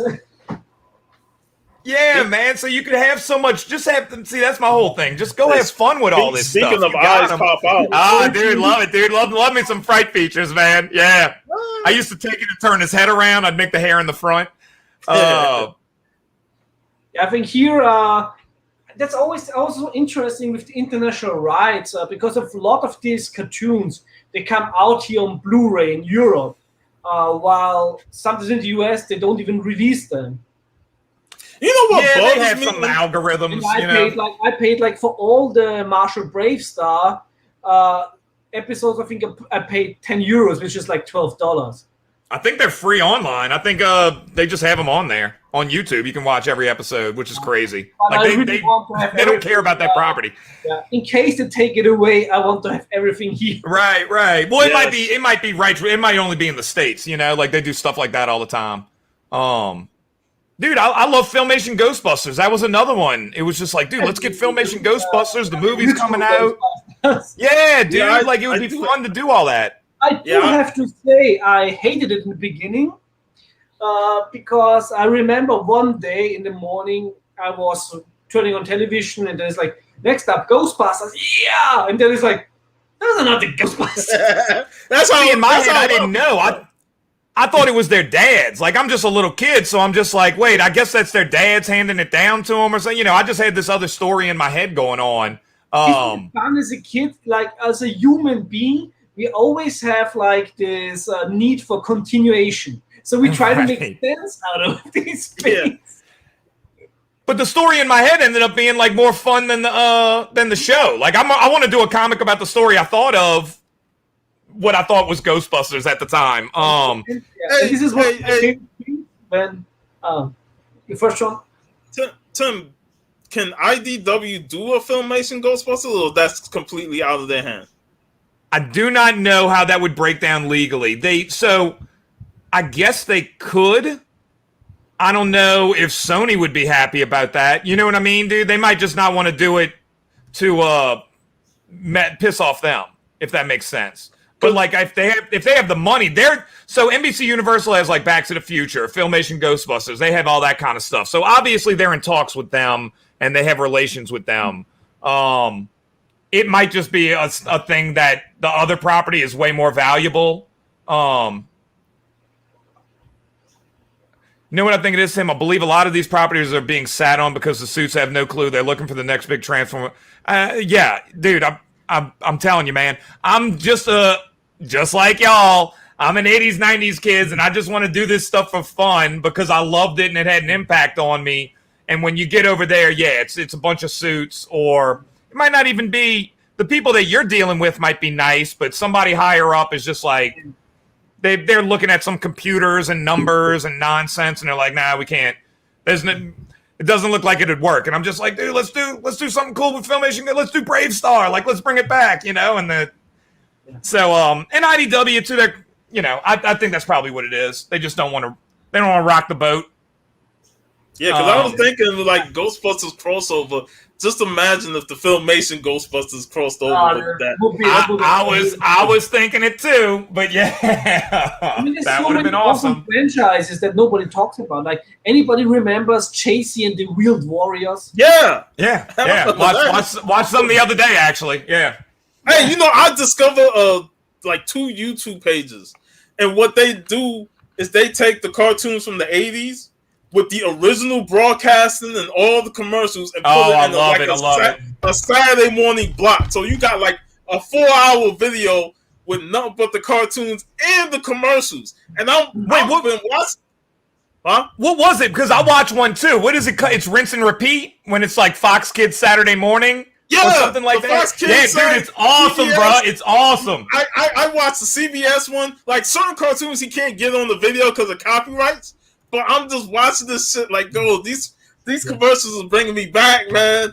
Like, dude, the commercials are better than like I know exactly what you're talking about, bro. It's one of my favorites, dude.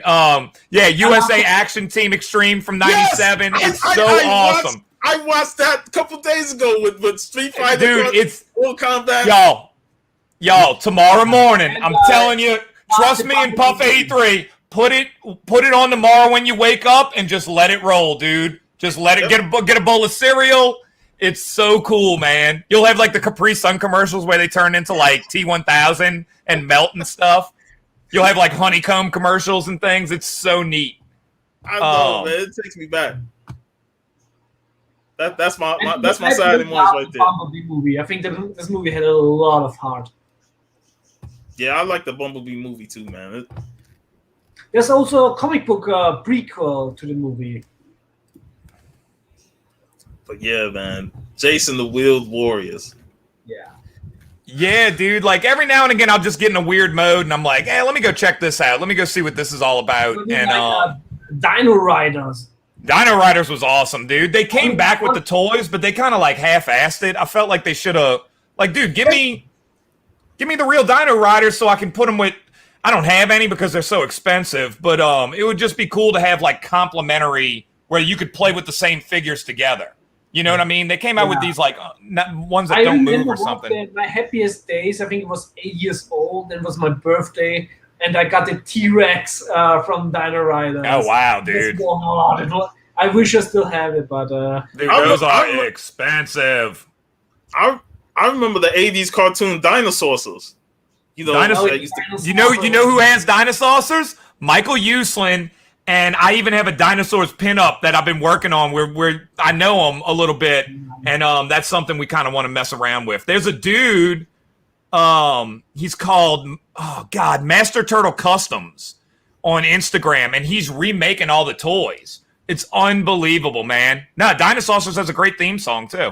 Yeah, That's another one, dude. I'm always looking at 80s properties. I want to draw more, man. And they had a comic book a couple years ago, the Dinosaurs. Yeah. I have like the first 3 issues. And Michael Uslan wrote them too. I forget what they were called. I forget the company. What company put them out?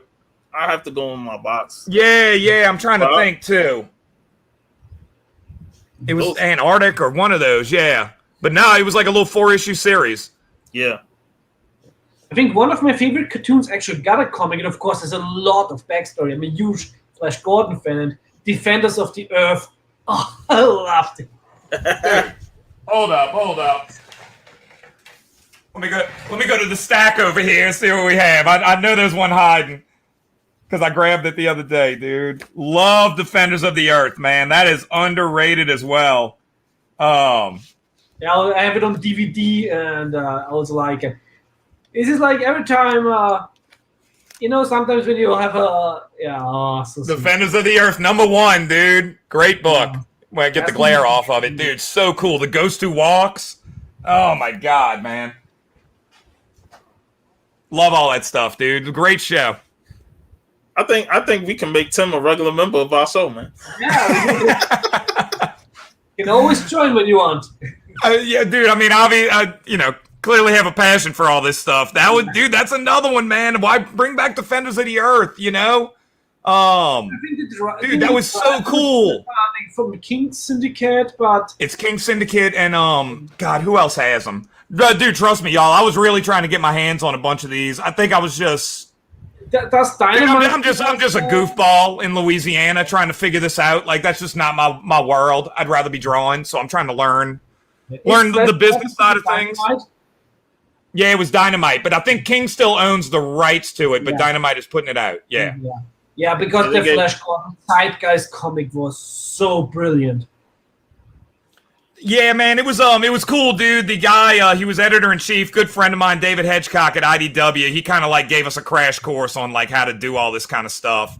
It's just it's a different ball game, man. You know what I mean? Like it's like you're a basketball player going to play football or like golf or something, it's a different world. It'd be cool if they brought some of that stuff back though. No, I think it was 80s, maybe later 80s. Dude, it's a good series. It's awesome. It still holds up. I'm rewatching it every year, and it's even like even the kid characters are not annoying. I mean, even as a kid, which is always so funny, I always, I love the Phantom, Flash Gordon, from Mandrake. Dude, Lothar and his son. Yeah, man. It was an 86 cartoon. 1986. 86, man. Oh, it was so good, dude. Yeah, it doesn't even make it's kind of cool because they just know each other. Like Flash Gordon just crash lands in front of Mandrake's house, and that's just how it starts. Mm-hmm. And dude, your boy's mom becomes a computer. Like, dude, it's messed up in the beginning, Like it's crazy. When we talked Flash Gordon, obviously we had to dream us in a world where there is a crossover between, of course, Flash Gordon and Billy Zane's Phantom. Yeah. I would love, dude. God, man, where's Alex Ross when you need him, dude? He needs to paint that. I like, dude. What's her name? From Karate Kid was in it. That beautiful girl, Elizabeth Shue. Oh no, who was in it? Who was the girl in the Phantom? It wasn't Elizabeth Shue. It was the girl from The Chase. Oh man, I can't think of her name. Mandrake, dude. Mandrake the Magician. Cool dude. Yeah. Cool character. Which is like, do you know, I mean, Sean and I, we love spaghetti western. Okay. The character Satana is actually inspired by Mandrake. Really? Yeah. When did Mandrake come out? Like, I'm kind of wondering. Very early. Yeah, those King Syndicate books are. Yeah, there's something like I have basically almost all the grails of the character I love, the first appearances, but with Flash Gordon, I never ever can afford like one of the newspaper first appearance of Flash Gordon. Dude, 1934 from Mandrake, crazy man. And this also shows, when you create a good character, it's timeless. As somebody who has studied history, humanity is not that complicated. And when we look back in the medieval ages, which is fun because we know knights nowadays, most likely from tales, but also back in the medieval age, like knights were tales. Then later knights were like inspired by fiction in the medieval times. Right. Yeah. No, it's a dude. It's the same story over and over. Everything's And cyclical. the hero's journey is something universal. Yeah, it resonates, man. That's dude. Joseph Campbell nailed it. If y'all ever pay attention to that kind of stuff, he just. Lee Van Cleef was a badass, man. Yeah, in August we're gonna talk, of course, about the Man with No Name trilogy. As soon as I get the new remastered version in the media book format here, I already pre-ordered it months ago. But cool. I really want to rewatch them with the new, with the new remaster before we talk about it.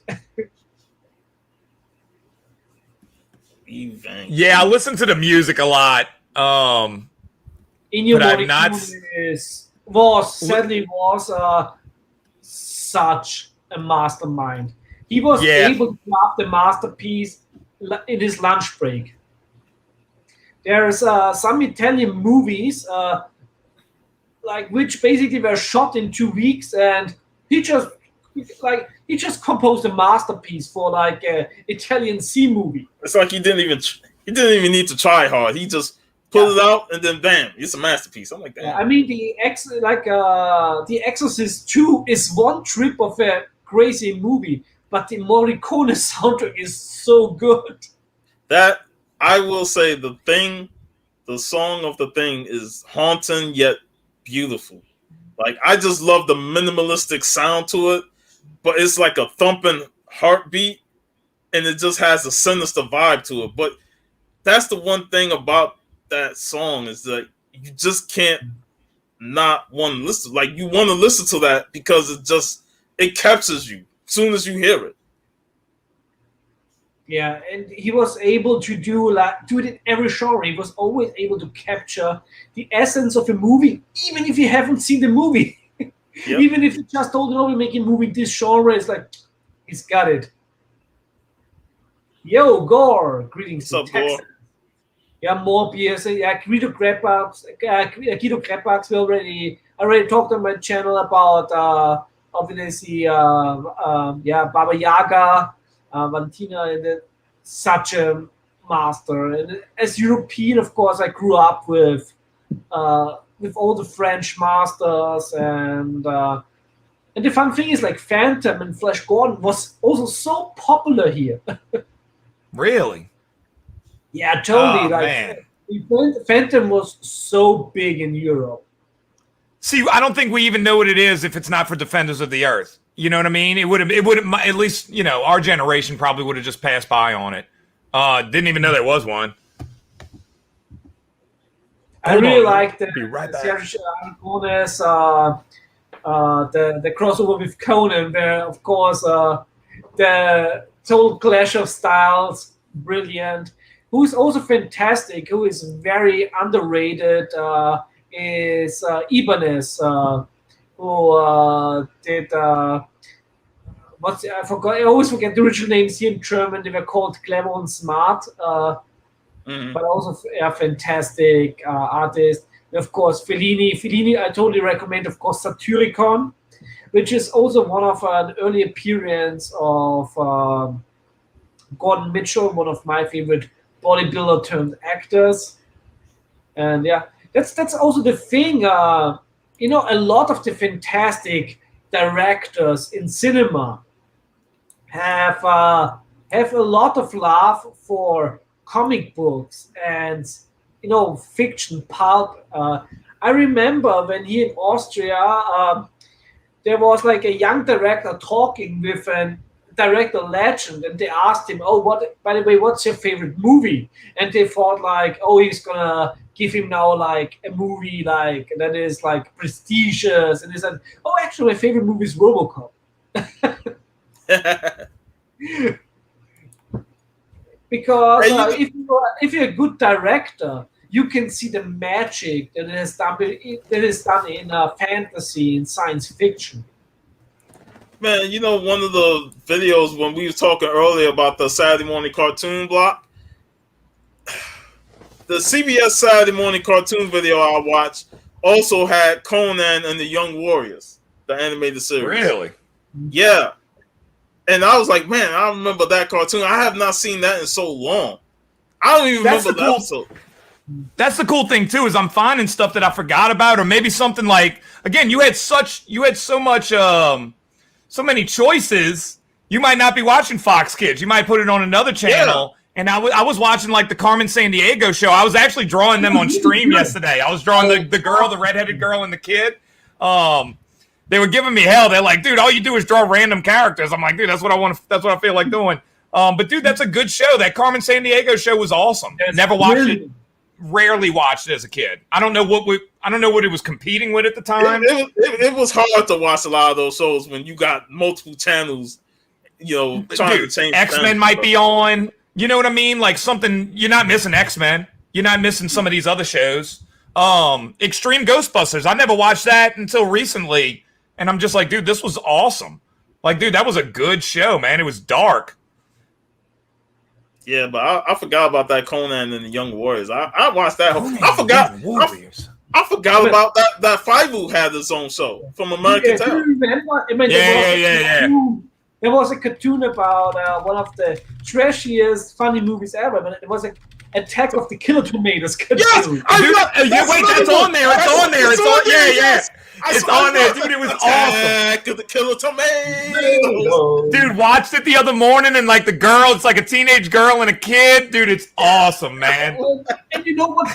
The funny thing is, a kid is, you know, the villain was called Dr. Gangrene, and then you research as a kid what gangrene is. Like, right, dude, it's awesome. Attack the Killer Tomatoes, a sleeper cartoon. It's awesome. It's it's funny. And, it was on that. It's on that channel, man.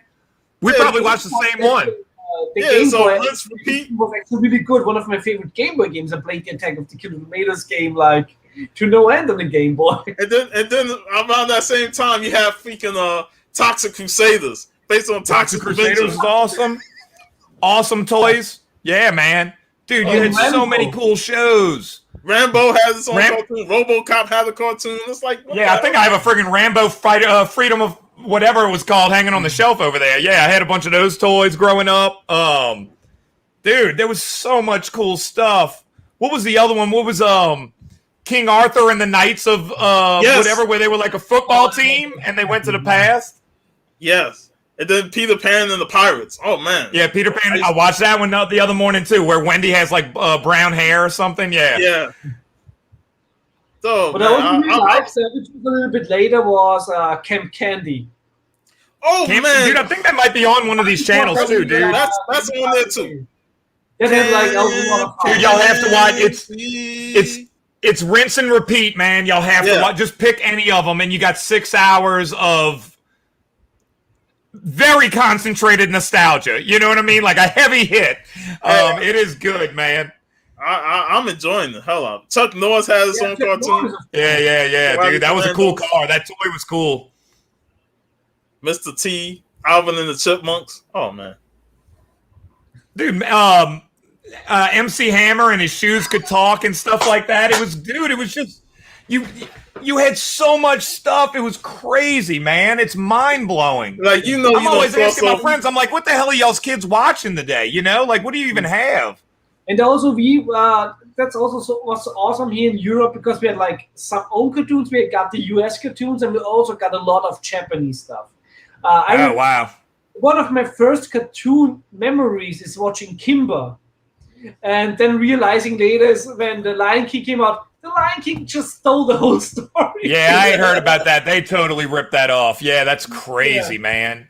We would get some, I don't know if it was anime, but I guess it was animated over there or something like that. You could tell the style. I'm gonna throw a random one out there. Do y'all remember Mysterious Cities of Gold? Oh yes, That is mega random. A few years ago. That was one of those shows that I vaguely remember watching. I love adventure. Dude, we're gonna be young. We're gonna be super young. This is like Nickelodeon Saturday afternoon, but I think it was bigger in other countries, man. But that was just a really crazy show about them coming to America, finding Pizarro and people like that. Dude, it's nuts, but it's good. Yes, I remember that. I used to watch a lot of the reruns of those 70s cartoons, man. Like, I was born 80, we were born 83, and I still gave up watched all those shows from the 70s and stuff. I have the first Thor and Captain America animations on DVD, which is so fun because I recently reread the trade paperback of the first Thor comics, which I absolutely love. And then I was rewatching the animation. The animation was just the animated panels from the first stories. And like, oh my god, this is so awesome. I love motion comics. I think motion comics are sadly not that successful, but I absolutely love motion comics. What is a motion comic? What would constitute a motion comic? Motion comics is when you have the panels, and basically they're just animation with the lips, and maybe something gets bigger. Dynamite also did one for Gail Simone's Red Sonja, which I'm not the biggest fan of this version of Red Sonja, but I like it for what it is. It's a different multiversal version. But I really like the animated movie. Crazy, yeah. I remember the Watchmen motion comic, and yeah, that's exactly like that. Okay, and now that I'm getting more into web comics, and I think that's probably going to be the future. You can do a little bit of the stuff you're talking about. You know what I mean? Just like a little bit of, maybe not a mouth talking, but maybe like clouds moving or leaves or something like that. Yeah, it's interesting. My favorite character when I was a kid, and still is nowadays, is I'm a big Captain Harlock fan. And I remember when I was a kid and they showed like the Captain Harlock, the anime, in the morning, not knowing that this is not for kids. And I remember, I think it was canceled after 13 episodes when they realized when they killed the Masons and they were like vaporizing, and it was like very eerie. This was like when I was a kid, this was manifested in my head. And later, when I rediscovered Captain Harlock through reading the manga, it just everything came back. And Captain Harlock is for me one of the few characters that I absolutely can relate to, and I think this is one of the only characters we can say I 100% support his point of view. And I'm really happy that A Place is doing now adaptation in comic form from the French version of Captain Harlock. I think issue 1 just came out, I think 2 weeks ago. It's Space Pirate Captain Harlock. Okay. Oh, yes. All right, let's see. Dude. Oh, yeah. Where was... So what was this before? It was an anime, right? Yeah. All right. Yeah, it was started as a manga, and then obviously it's an anime. And there's also what I absolutely love. Since, I'm part of German culture, and we love our Nibelungs and the Ring, Wagner and everything. And they did with Captain Harlock basically an adaptation of Wagner's Rheingold. Okay. Oh, I might have to check this out. This is old school, man. Jeez, fantastic. Hey, I just put the links to the pages, the YouTube pages with the cartoon blocks. Oh, it's so good, guys. Please go watch. You will have fun. There's another page called More Moan Media that does the same thing. There's I've been watching one. This is like my daytime thing now. Captain Harlock. Now that's beautiful, man. Who did that? Art Germ? The version of the French that's nice adaptation. Dude, that might be Art Germ. It looks like him.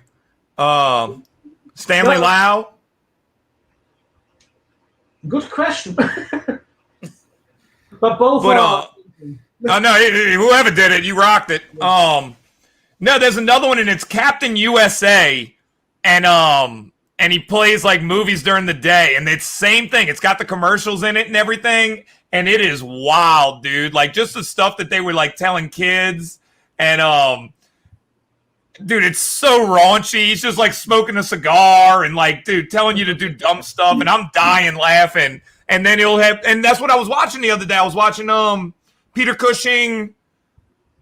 Good God, man, The Abominable Snowman, the first probably the first Hammer movie. And yeah, dude. But I was watching it with the '80s commercials, dude. Classic, man. It was. What is the name of that channel? Because that's another fun one to watch. One of my favorite Cushing movies is one of the later Hammer movies. What was the English name? Which is funny because it takes part in the area where I live in Styrian, Austria, and it's about Camilla von Karnstein, like a vampire movie. And Peter Cushing is playing an Austrian officer, and he plays him so well. I mean, you know my feelings now on Mr. Cushing, so yeah, I mean he's gonna rock it every time. But dude, that was that was just a good movie. Captain Harlock, man, I want to watch this now. Yeah. I want to draw him, dude. Like that's just a cool looking character, man. That is fun looking. So when was that anime? 1978. So it's right around the same time as the first Gundam, right in that ballpark. Crazy, dude. And he also, the creator Lee Masumoto, he also did one of my favorite anime shows, which I can't find. I can't find on Blu-ray, can't find on DVD. I think there's some right issues, but it's called Queen Millennia. And this is one of the most beautiful memories of my childhood. Oh, man. You better get on Pirate Bay. That's crazy, man. Yeah, you can watch it, of course, this way. But, of course, you know, when you love something, you want to have... Oh, yeah. You want to support it. But I can't support it because nobody's releasing it. Well, dude, that's my favorite show. One of my favorite shows all time is Muppet Babies. And it's the same thing with that because they kept using clips. Remember in Muppet Babies, they would open a closet door and it would be Jabba the Hutt or it'd be Back to the Future. And they can't get all the rights, so it's just lost in time. You can only find it bootleg. One of the best shows I've ever seen in my life. Muppet Babies. Jim Henson was unbelievable. It's the same with every time it was on Muppet Babies. That was the same with Alvin and the Chipmunks. They can't put that on DVD because all the music that they used. No way, dude. Bruh. One summer, there's an Alvin and the Chipmunks episode where he lost his lucky hat, and they were trying to replace his hat. And he knew his real hat because he had a piece of bubble gum underneath. Yes. Dude, one summer at baseball all season, I kept a funky piece of bubble gum that I kept chewing on all year because I wanted to be like Alvin and the Chipmunks, dude. I don't know how I'm sitting here today, man. That had to be disgusting. Well, you know what's the worst? But yeah. They don't have the rights to the music, and they release it on DVD and change the music. Man, I wonder if it would be the same, though, dude. They did that on the Alvin. They did that on the Alvin DVD set. And I think it was the Surfing USA Beach Boy song. They completely changed the song. And it doesn't have the same effect as the original one that they did. You know, it was fine, but it's like, I mean, I'm so used to hearing that Surfing USA by the Chipmunks that it's just like, It's the same for the German DVDs for Married with Children, which is the best sitcom like ever. Like with season 3, they lost the rights for the Frank Sinatra intro, and then they changed it, and it feels so wrong. No. No, and the Chipmunks movie was awesome, and one of the best songs, dude. They have an orchestra score in the beginning where it's like a chase where the old lady's bringing them to the airport. He's bringing Dave Seville to the airport. And then they have another song, Diamond Dolls, where they're singing it like an Aztec temple or something like that, dude. And they're all leaving up into the balloons. Whoa, man. Unbelievable, dude. And such an earworm, too. Like, if you go listen to that later, you can be singing it in your sleep, you know? But it's awesome. Dude, Chipmunks, underrated, man. Yeah. Up there. Man, you know what, man? We could go all night talking, man. I know, y'all. I think this needs a sequel. I'm gonna go find. I still have that hat somewhere, and you can see the bubblegum stain from that whole summer playing baseball, dude. Crazy. So that's just a fun, good show, man. Great show, really. Yeah, we went from over the top to everything now. We went over the top clearly. Yeah, no, we went over the top. Yeah, there was no rhyme or reason. Thank you, Stallone. Happy birthday, Arnold, for sure. And do you want to do a quick plug on your Indiegogo? Yeah. Dude, if y'all head over, if y'all obviously see what my interests are at this point. I have an Indiegogo going right now. It's got 12 days left. It's about 3 kids who are taken aboard a flying saucer. When they're on there, the saucer kind of morphs around them, puts them in these suits that make them look like aliens, little green men. I kind of have it done in I was a big Sailor Moon fan. I think that's some of the best animation I've ever seen in my life is those transitions. If you could see this wall with this shelf and see all the Sailor Moon figures. Dude. If I turn this camera around, that's what you'll see. You'll see Gundam, Sailor Moon. I got Faye from Cowboy Bebop, Rugrats, Karate Kid, Stay Puft Marshmallow Man. I got so much stuff over here. I need to turn the whole setup around because all the fun stuff's behind me. I watched Sailor Moon religiously, and I think the finale is one of the darkest thing. The fight against. Oh, don't tell me. I don't know the whole finale. All right. No. I mean, how far along is this, dude? Because I know they had the movies and stuff like that. I had Super S and Sailor Moon R and everything. There you go. Just go check out the Indiegogo if y'all want to. If you're looking for a cool book, we have 12 days left. 124 plus pages for a $25 for a hardcover. And I tried to capture a lot of that Goonies, Monster Squad, but in a sci-fi kind of thing. You know what you have? All right, let's talk about Sailor Moon now. But all right, we got that out of the way. It's too expensive. Get a ROM of the Super Nintendo Sailor Moon role-playing game. Oh yeah, no, I got it. Yeah, absolutely, dude. I got one of those. You can't say the guy's name that puts it out, but there's some emulators out there that are friggin' amazing, man. Yeah, dude. I like the fighting game too. It's gorgeous. Even the animation on that is gorgeous. The fighting game I have on cassette here, original. Dude, it's just beautiful. I don't know. It's just a gorgeous book. Not book, but it's a gorgeous cartoon.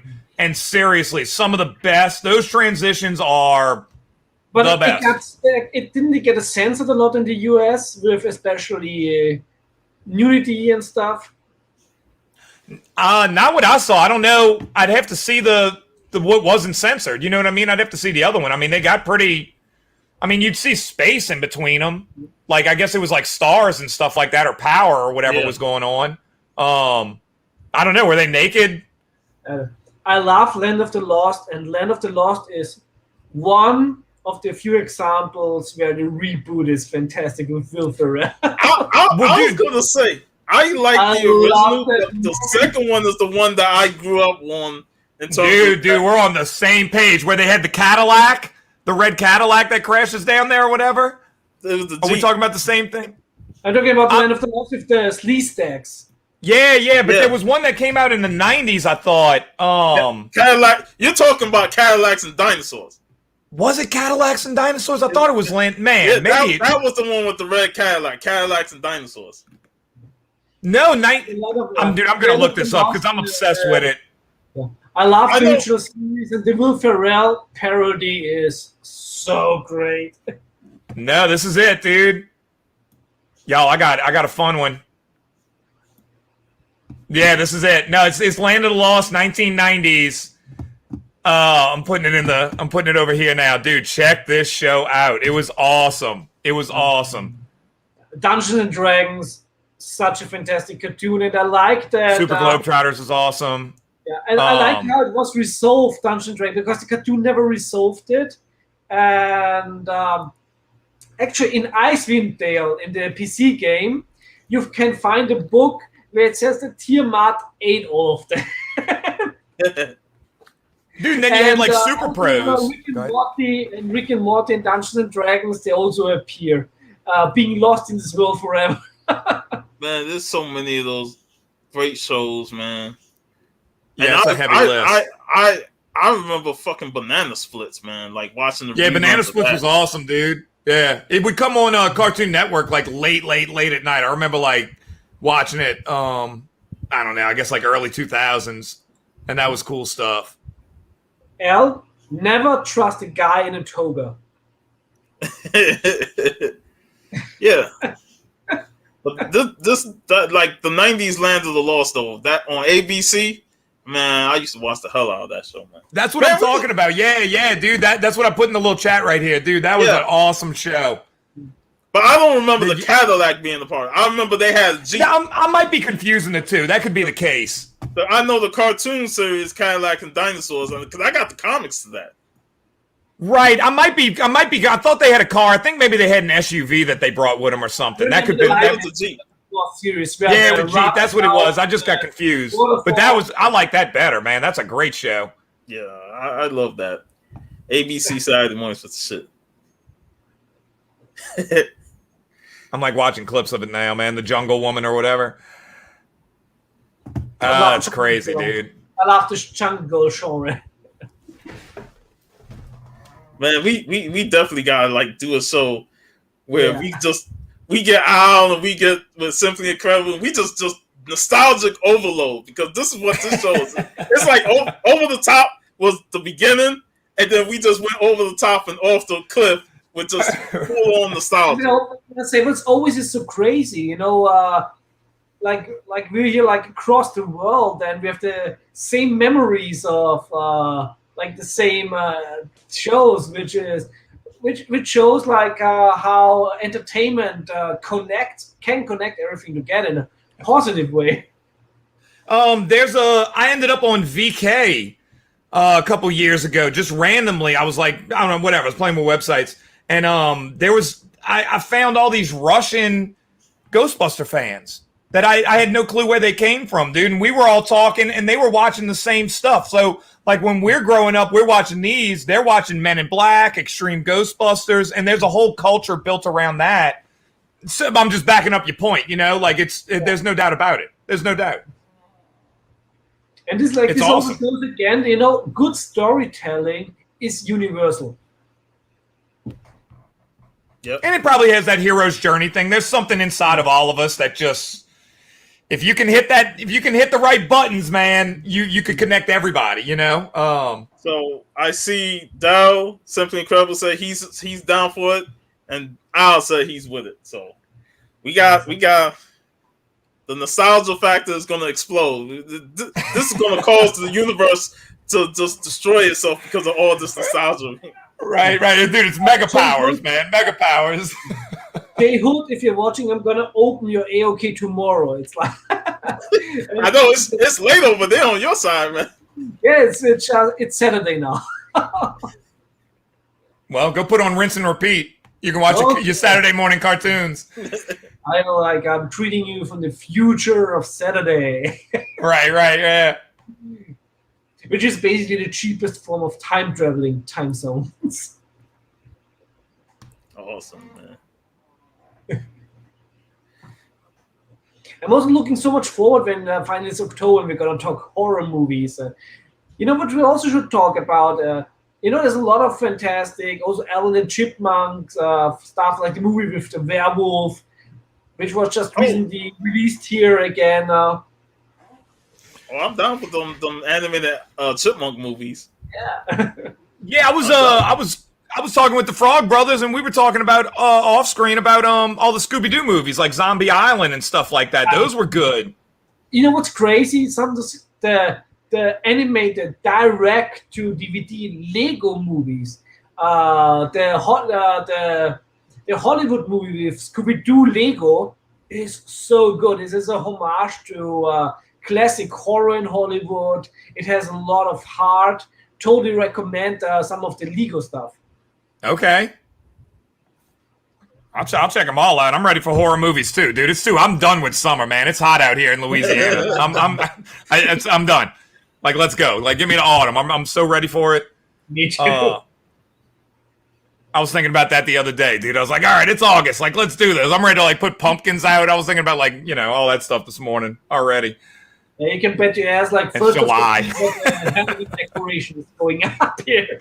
I really was, dude. I was cutting the grass, dude, and I was like, man, what am I want to make it like old school this year for Halloween, dude. It's the middle of July, jumping the gun. I talk about time traveling. But yeah, man. And I always love posting some Halloween comic covers during the month of October. That's like my favorite tradition. Just get some spooky, scary books and just posting them and having fun. Awesome. Man, this was awesome though. I'm glad you was able to join us, Tim, because you just added a new dimension to the show, man. Yeah. Dude, look, you're good people, dude, if you're watching Rinse and Repeat on a Saturday morning. So, yeah, man, this was fun, dude. Yeah, highly right. I think y'all would have a lot of fun with that. Super 7. I mean, I also remember the crossover with Batman and Scooby-Doo. I still have the DVD where Batman has, where Shaggy is out of Scooby snacks, and I think Batman just has like bat-shaped Scooby snacks with it because why not? Oh man, but this was awesome, man. We done went over 2 hours for no reason, and all 2 hours wasn't about over the top, but no, I just love no. So when people watch this on the rewind, they're gonna think, "Oh, we talked 2 hours about over the top." Like, no, like, wow, who can talk to us? Yeah, right. Like, yeah. I mean, if we talk more about it than the movie length, you could have watched the whole thing in that time. Well, what should I say? I'm trying to YouTube live streams. Yeah, no, I'm looking up Batman in the Super 7. That's crazy, dude. Oh.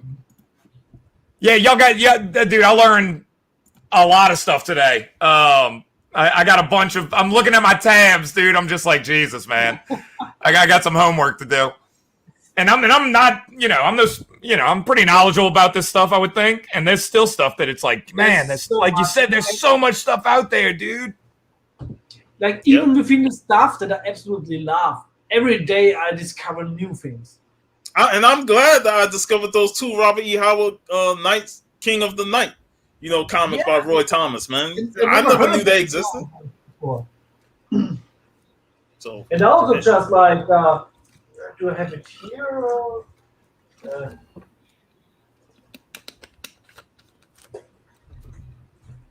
I have to show you something, which I don't know what I'm gonna do with it yet, but this is an Italian version of the cool. Turtles with a metallic cover. Which that pops, man. Jeez, that pops. Crazy. Yeah. I still have no idea if they're gonna do something for Edwin, for like a giveaway or something for people who donate to family, or maybe doing like a Turtles giveaway for people who support the family. Yeah.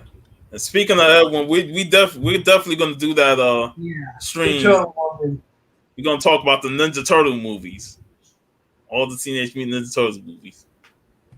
1990 movie is probably one of the greatest comic book movies all time, man. It is.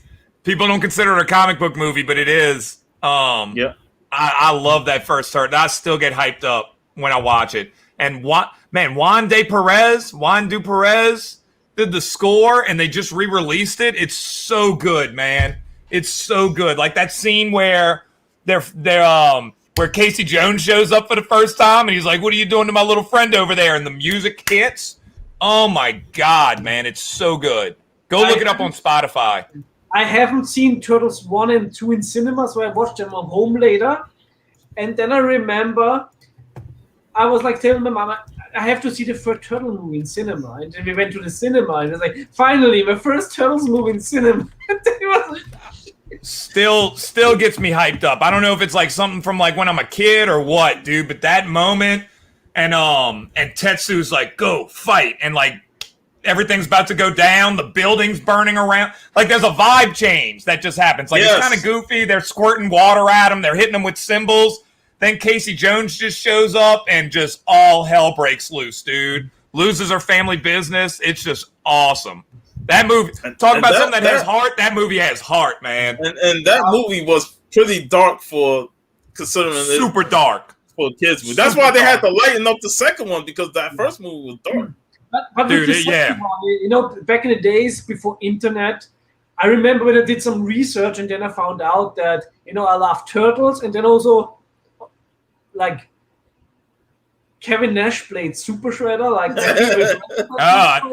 so it's like, whoa, two worlds collide. Hey, at that time he was Oz in WCW, so crazy. I was today years old when I found that out. That's blowing my mind. That's wild, dude. Nah, man. Nah, dude, crazy. I remember when I told Sean that there is a low-budget 4 movie where Kevin Nash is playing Odin. Yeah, I remember you telling me this. Yeah, and you were like, what? Oh, big sexy and we still himself, have to man. talk about like the martial arts movie, which is the only movie appearance of the Ultimate Warrior. I love Ultimate Warrior. Dude, talk about good motivational stuff. He's awesome, man. Yeah. He really... And very, very cerebral, dude. He's awesome. I'm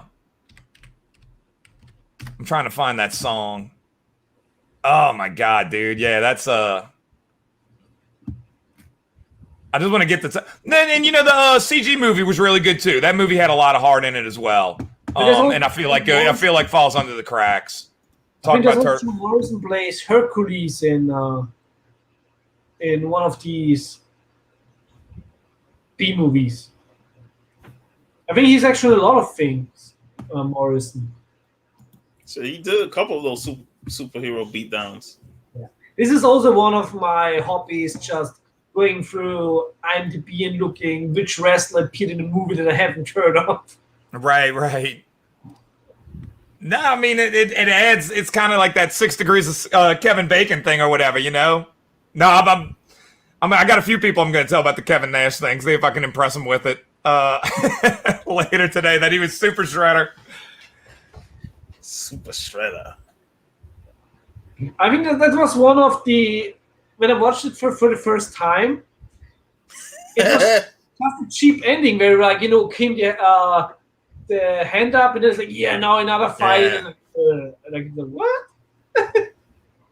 You would think with him being super, he should have survived that, man. Captain Planet is one of... Yeah, he was hard, dude. No, I love Captain Planet. Loved it. And, the voice actors are so high profile. It's crazy. You know one thing about Captain Planet? Like, I liked it and didn't like it at the same time because it was one giant PSA for the whole freaking episode. And I'm like, I don't need to be subbed this shit. I don't need this stuff being shoved in my throat like this. Like all you're doing is no pollution. Don't do this, don't do that. You go outside and people polluting, people doing this, people doing that. And like, you ain't doing a good job, Captain Planet, teaching people not to pollute, man. Oh man, no, dude, I loved it though. I remember enjoying it. I love me some Linka. So yeah, dude, that was a great show, man. But one thing I'll say, that damn song was catchy as fuck. It was awesome, dude. No, Ted Turner, he did that one right. I'm with you. Yeah, it was definitely, you know, it was like Fern Gully PSA the whole time or whatever. But I don't know. It still rocked. Bring that back. I don't know. Hey man, when Don Cheadle going to play Captain Planet? I was looking up Captain Planet the other day, and that's like the #1 search result is Don Cheadle. From that God, I don't even know if they do funny or not. Yeah, like he dominated the search results. And it was also a cool show back. I don't know if it's still on YouTube, but back in the day, which is like Street Fighter, the years after, the later years, which was hilarious. I just remember Street Fighter 2, the movie, and then you had Korn playing at the end. Like when M. Bison's driving the monster truck, or he's driving the big wheeler at Ryu on the road. Yeah, Dude, Rise that, to that coolest drop ending. kick. And then Korn starts playing "Are You Ready?" Like starts blaring. Oh man, it was so awesome. I just remember the Street Fighter anime. This might have been it. This might have been the same movie. Jean-Claude Van Damme movie. Okay. Yeah, we're gonna talk about those two movies too. The Jean-Claude Van Damme movie and the Street Fighter 2 animated movie. If something is by Arnold, by Dolph Lundgren, by Jean-Claude Van Damme and Stallone, we're gonna cover it. It's like the big four. Yep.